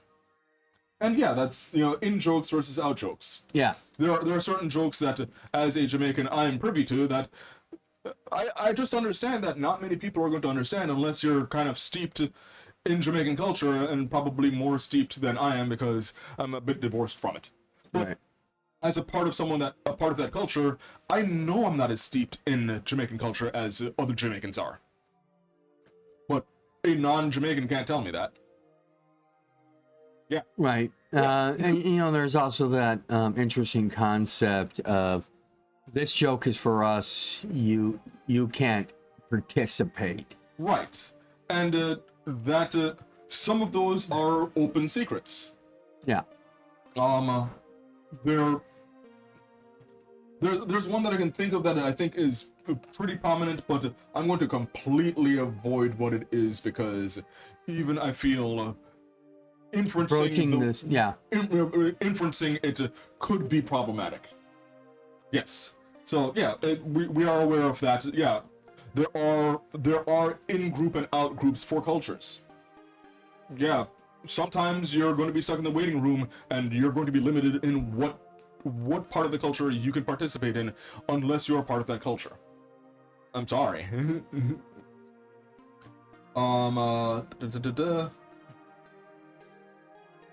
Yes, it is a dangerous topic to explore. It is okay for you to roleplay.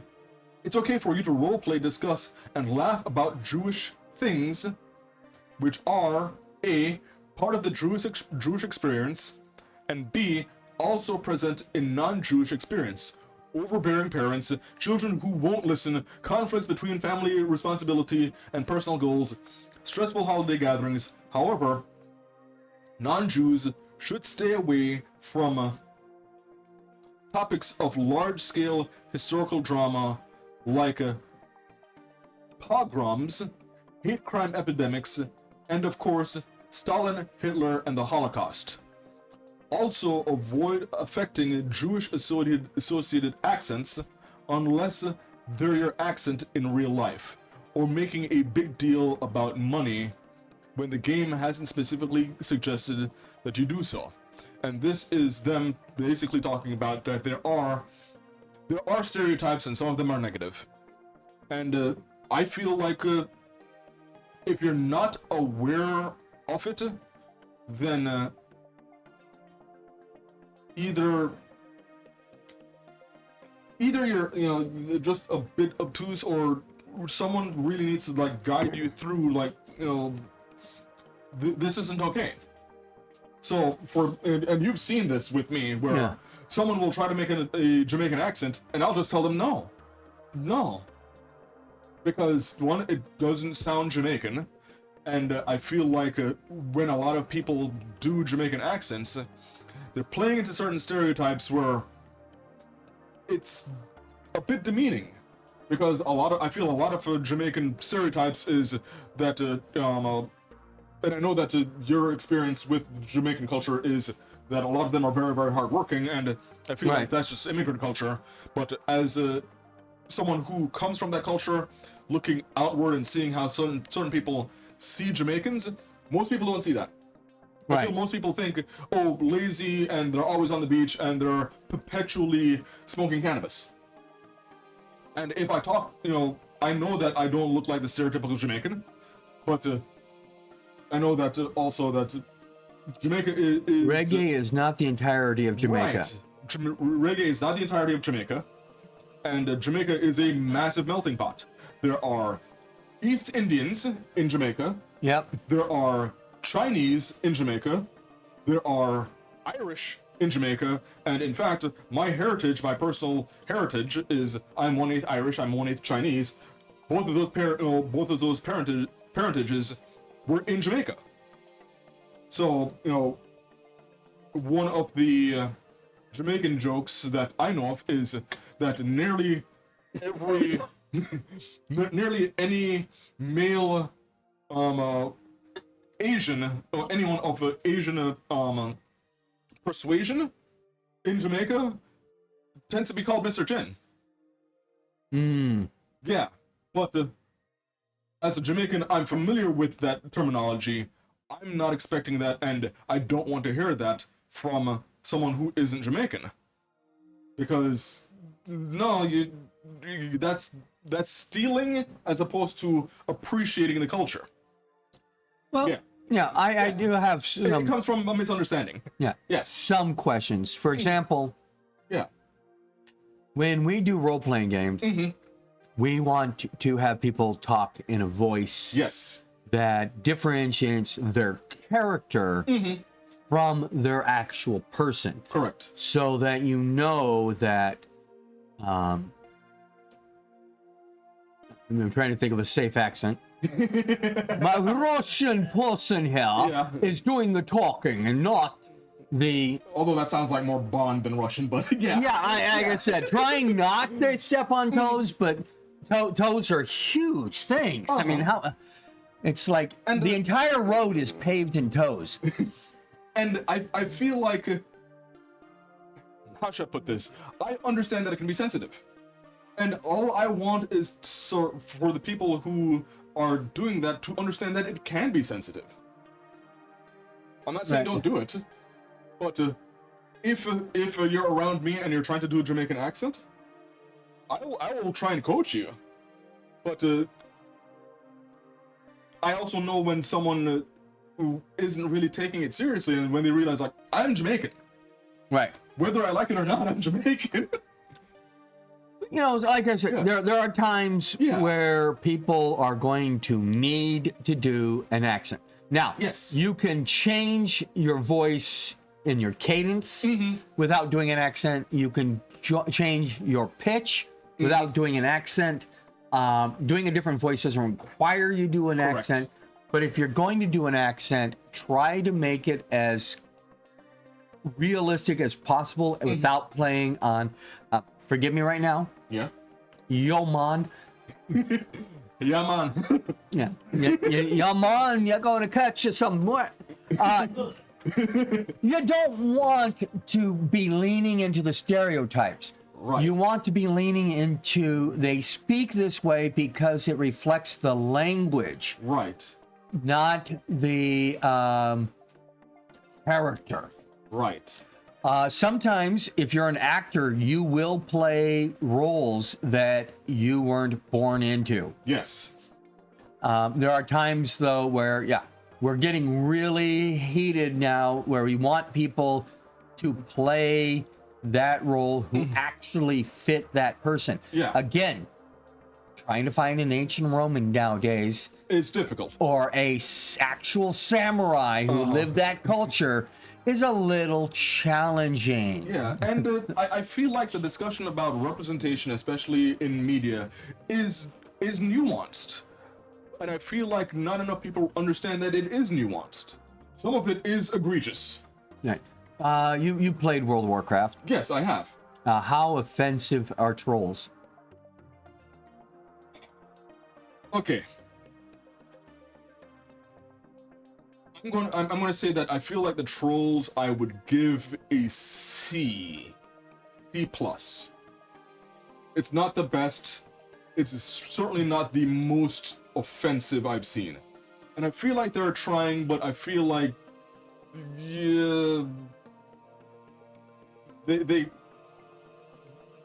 I feel like they could have done better. I feel like if they had gotten enough coaching, or I don't feel like the voice actor was Jamaican. Right. Yeah. I also find it interesting is that there are different worlds in different continents in World of Warcraft. Yes. And it's kind of grating to me that the Jamaican trolls have the same Aztec accent when they're in the Aztec area. Yeah. So if they had gone with a more authentic Jamaican accent for example, the Dark Spears, and then for one of the other tribes gone with a Bahamian accent, which the accent is different, then I thought that would have been interesting. I feel a wonderful. Also more expensive. Yeah. I feel I think a perfect representation of the Jamaican accent is from a film that I'm not entirely fond of, only because I've overwatched it. I'm not a huge fan of Disney princesses, but Sebastian from Little Mermaid was spot on. Okay. Yeah, that was a spot on Jamaican accent. Was he Jamaican? He may have been. He may not have been. Either way, I can't tell. Yeah. So, what else are they saying in this thing? Because we do, on a bit of a diversion here. which is okay. Yes. So yeah, basically they're getting into that. It is, try to avoid negative stereotypes. And this is one of the things that, as I said. You mean like the goblins from Gringotts Bank? Oh, there is a cultural sensitivity stick that I can swing around Harry Potter and hit a whole bunch of things. Yeah. But I'm not going to take that out on the fans of Harry Potter because I feel like a lot of them are genuine, and I liked Harry Potter. But I do have issues with the author. Liches. These games are full of intentional allegories between fantasy beings and real-world groups. Not all games do this intentionally, or admit to themselves or others they do this intentionally. But this game does. In... Whoa. They're making a reference here. IIWALM. I'm not familiar with that references. Liches allegorically represent Jews. But, oh. Wow. They reference themselves. If I was a lich man, liches allegorically represent Jews.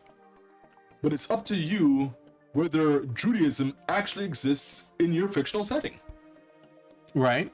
Yes. So, yes, you can have role-playing games that have real-world religions, or you could have no religion, or you could have entirely fictionalized and represented in the real world religions.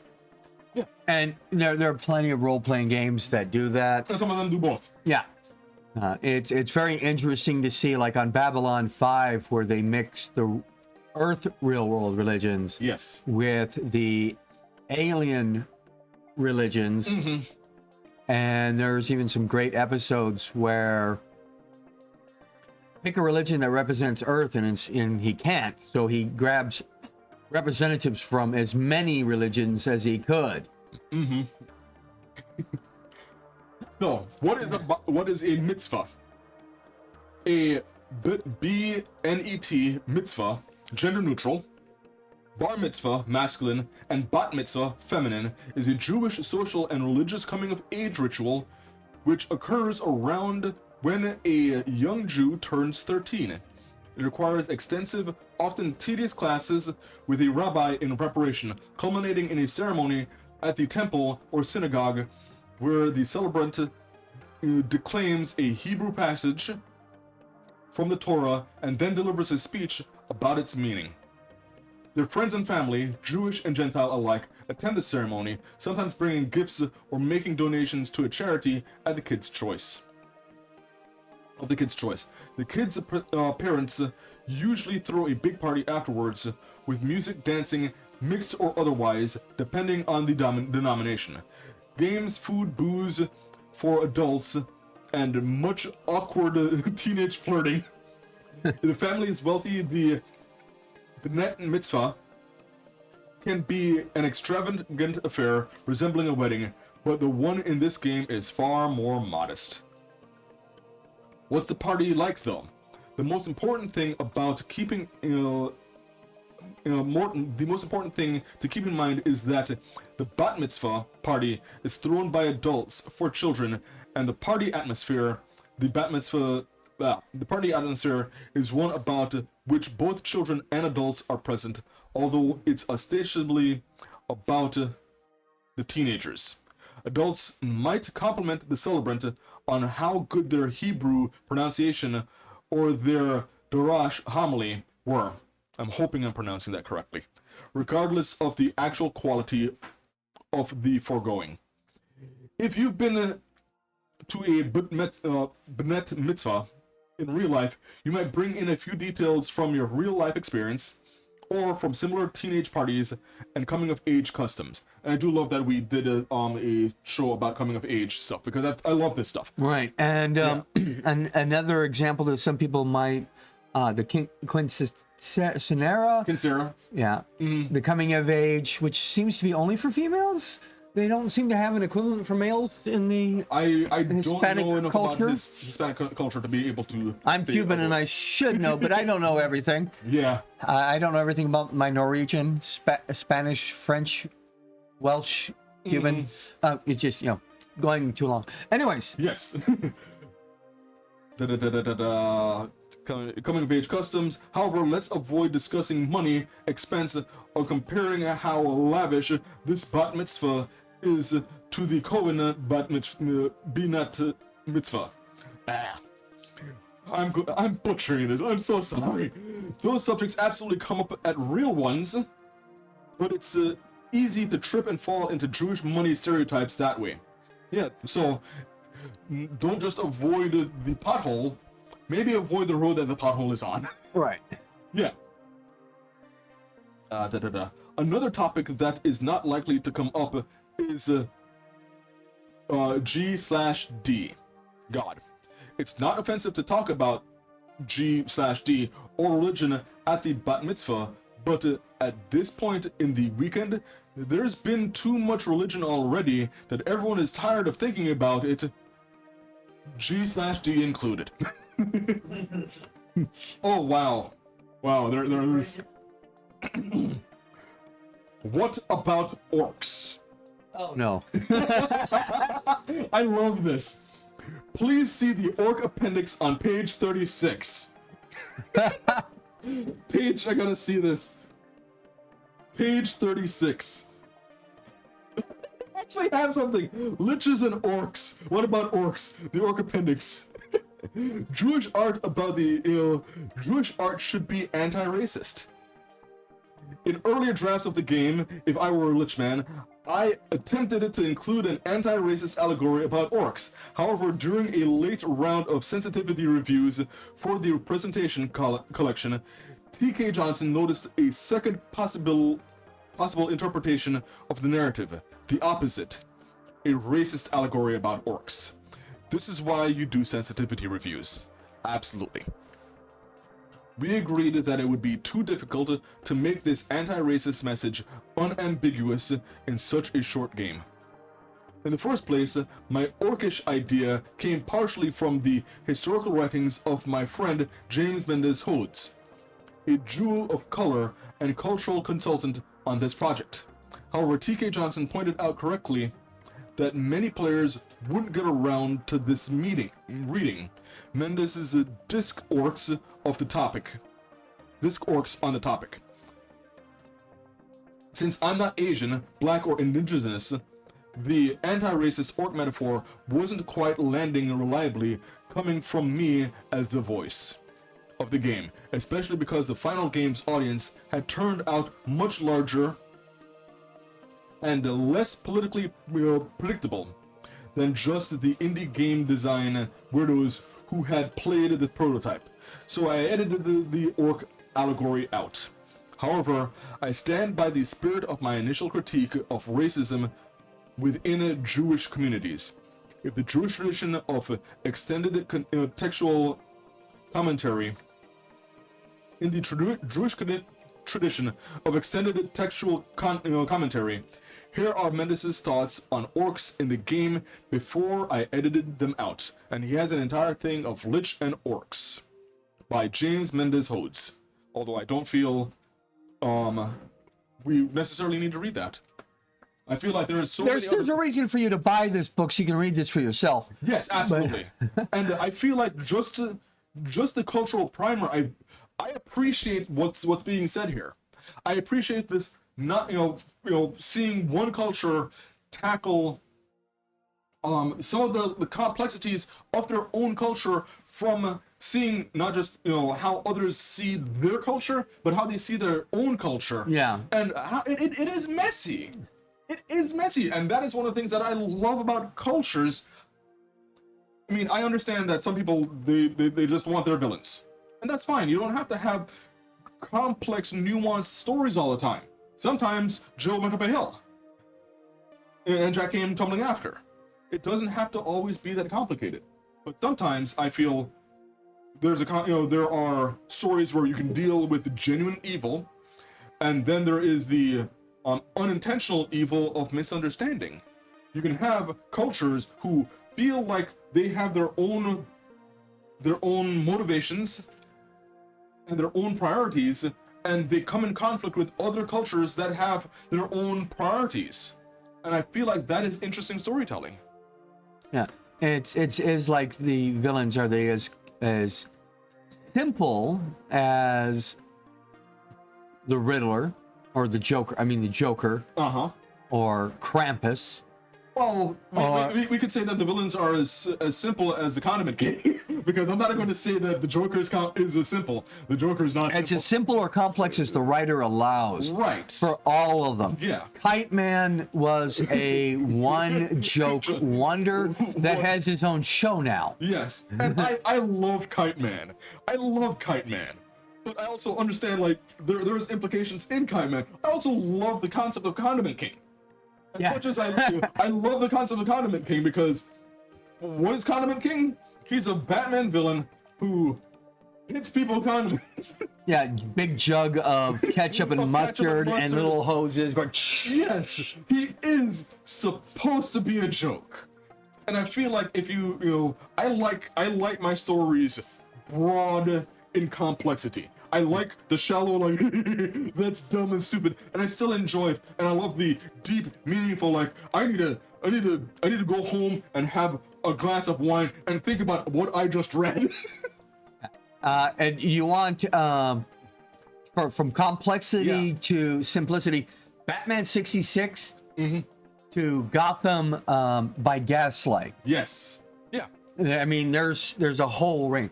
Gotham by Gaslight, the Kryptonian age, literally rewrites the mythology. Nice. So, how complex or simple we approach things is important. It doesn't always have to be Tchaikovsky. Correct. It could be just a hold on. Yeah, and just because I like it certain way doesn't mean that I'm saying that John or Hearth or the viewer has to like it my way as well. No, people, some people like to go scuba diving. Some people like to play in the kiddie pool. There's nothing wrong with that. There's absolutely nothing wrong with it. You can like the depths of stories that you like. You don't have to feel obliged to go out of your depth. Sometimes you just want comfort, and there's nothing wrong with that. Now, I want to point out that to everybody who's watching this, this wasn't our unboxing, and this wasn't our playtest. No, but it was a deeper look into one of the products that we will be playtesting. Yes. And we will get into the rules and the other things. I think this was a good and important rule about role-playing games and culture. Yes. Both their representation and their avoidance of representation in certain things. I mean, I had no idea that I was going to go on a huge diatribe about culture, but you know what? I'm happy that I did. I feel like good stories, good games can evoke that out of people. And I feel the more we have nuanced and intricate conversations, especially about things that we don't necessarily understand, I think that's better off for society. I agree. That's just my thought. And this is also where we can get into the educational and therapeutic levels of this. Yeah. People who need therapeutical looks to broaden their horizons or outlooks about other people and other cultures, to people who just need education to what the heck is a bot versus a I've found that, and full disclosure, I am not a recreational therapist. I will never claim to be one, but I do work adjacent to recreational therapists. So I am. We use them in a lot of our therapeutic. You're gonna make it sound like I'm some type of experiment that. No. You're a player archetype. Yeah, I am a player archetype, and I feel like I do a fairly decent job. I hope I do a fairly decent job, but it's been my experience working with therapy and working around therapy that a lot of times therapy isn't about solving problems. It's about acknowledging that there is a problem and presenting tools that could be used to solve it. And not all tools work the same. Or to work around it. Yeah. Some people think like, oh, we go to therapy and like they're going to teach you that the problem doesn't exist. We live in really harsh times right now. Some problems are real. A lot of problems are real, and we're all just trying to find ways to cope with it. And sometimes you have to explore that in a safe environment, like a game. Yep. People who have had bad instances with violence. Yeah. Nothing they do, nothing we say can make that violent episode disappear. Correct. But we can help you move and grow. Maybe recontextualize it if we can. And live with it. To understand it. Or just understand that maybe going into this portion of your life is bad for you. And I know that I've worked with some people where we came to understand that if you keep on hanging out with certain people, you're going to fall back into those trends, and painful or not, it is better to move past those people and move past them in your life. And Girlfriend, he's not good for you. yeah, some people could be great people individually, but you put them together and they're toxic for each other. So keep them separated. Deal with person A, deal with person B, and they may know that they're talking to each other, but don't put them in the same room. They're not good for each other. Yeah. Now this is surface level stuff. We're not trying to do therapy right here. Absolutely not. And you know, we're not also trying to give you tools to utilize from this conversation. No, we are not. We are not your therapists. Speak with your therapist about what your life needs. Yeah. The you know, there's in every conversation, you know, you are representing three people. What the other person sees, what you see, and what is actually happening. Yes. And when you have two people talking, there are 6 points of views. And that's just from two people. Yeah. So you get more than that, more point of views. Yes, and thank you, Hearth. Streamers are not therapists. Even if they are therapists, they're not your therapists. Exactly. Yeah. I'm a rec therapist. I'm not your rec therapist. Yeah. Unless you are actually paying me, in which case we'll talk about it offline. Correct. Because of one, HIPAA, and two, and I've seen this a lot recently because like I want more understanding and acceptance and you know, seeking therapy in our world, but there is doing it the correct way and doing it the unhealthy way. And yes, Dungeons and Dragons and other role-playing games can have therapeutic benefits, but a therapist can use role-playing games as a form of therapy. We call it a modality. Right. It's a tool that we are using to meet an ends. And Yeah. the primary difference between a therapeutic session and a recreational session is intent. Yeah. And when we're doing a therapeutic game with you, we're doing it to meet specific goals. We are going to do specific things to bring out specific emotions, Yes. specific thought patterns, to examine certain things. And it's all going to be done intentionally and with education behind the choices we make. Yeah. The game that you're playing with your friends may have some secondary therapeutic benefits, but absolutely. you might get the same amount from watching horror movies. Yeah. So don't mistake the two. Right. There is a specific intent, as you mentioned, when it comes to therapy, and it is designed that way. If you're dealing with a therapist that is just doing it incidentally, then you're not dealing with a therapist. Right. Yeah. No, there is legitimate goals when it comes to, and I've seen you guys plan for it, and I've been a part of it where we're trying to evoke this. Yes, we could have gone. How this many way. pages are my plans before I even start? Yeah. Yeah. And then we have to adapt the plan. It's all done on the SOPIR method of, you know, subjective, objective assessment, plan, implementation, evaluation, and repeat. Yeah. Also record. Yes. You got to document it. It's, all those things. Yeah. And it's a process that goes well beyond how many orcs are in the room. Yeah, it does. It absolutely does. And most importantly, every single person that we have worked with in therapy, they know why they're here. Yeah. Okay? They know that, and we get their consent for, like, if we're going to be talking about a sensitive topic, they know that we're going to be talking about it. Yeah. We have their consent to talk about it. They understand the goal that we are trying to accomplish in the session, at least on a level where they can give us informed consent to do what we're doing. Yeah. So that means that if you have arachnophobia, Don't go to some random D&D game that is primarily focusing on drow to try and get over your arachnophobia. Or No, that's not healthy for anyone. playing Mirkwood in the Lord of the Rings, Right. because there's a lot of spiders. There's a reason why we promote the consent checklist. It's Yep. not so that we can say, oh, this person has this type of trauma, we're going to tackle it because I feel like I'm an armchair therapist. No, it means that's not something you talk about. Unless, that if they don't want to talk about it, then that's what it is. Right, You have to in move your past it. home game, sometimes we have to put in a therapeutic game. We might have to push those boundaries Yeah. in a safe, educated manner. And controlled.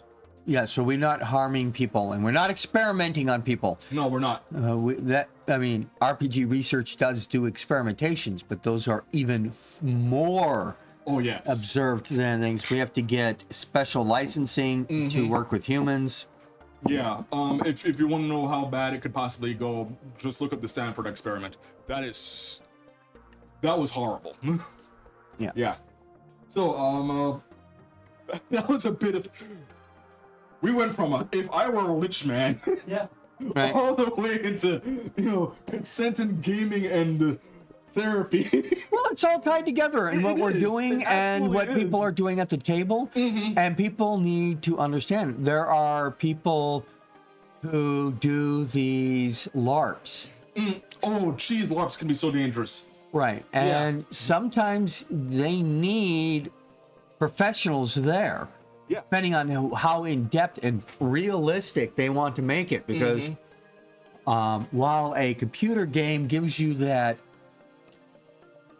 fourth wall separation and the miles away and the keyboard anonymity and the difference between you and the character are really clear. When you get into a LARP, you're actually doing and acting out the emotions and Yes. the activities. It's harder to say that's just my character doing it when you physically You are did it. doing the activity. Yes. Uh, And I've been, and it's not. I haven't been in as many as I would liked, but I've been in enough. For example, Vampire the Masquerade games where flirting in characters turned into flirting in players, and there was so much. I know it's Vampire the Masquerade bleed. well, Yeah. the thing is, we have the bleed. Yeah, there's a bleed and effect we've to- talked about bleed in, bleed out, and we can do it in another Yeah. one of things. But it's also, when you go to a Vampire Masquerade party, some people are there because they think it's a necking party. Yeah. And not No in pun the- intended, or pun intended. I don't know. Vampire the Masquerade. There's so many puns. Yeah. Yeah, there's so many puns there when it comes to And Nordic LARP, yeah. not necessarily doing vampire or horror. If you want horror, you really want to go to Japanese LARPs. But if you want No, thank things you. that are going to give you Nightmares. emotional trauma, No emotional damage. yeah, emotional damage, then you can definitely do a Nordic LARP.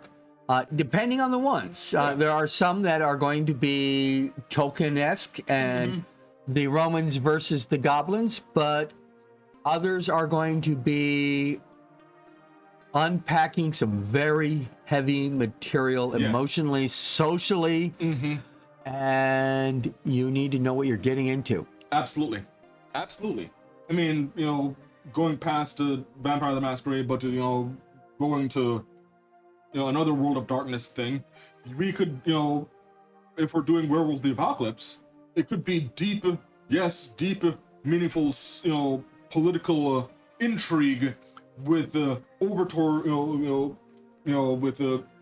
Environmental overtones. with environmental overturns, or you could walk in one day and realize, oh, there's a lot of furries here. It could. It could. I actually have never been to a World of Darkness game where furries were involved.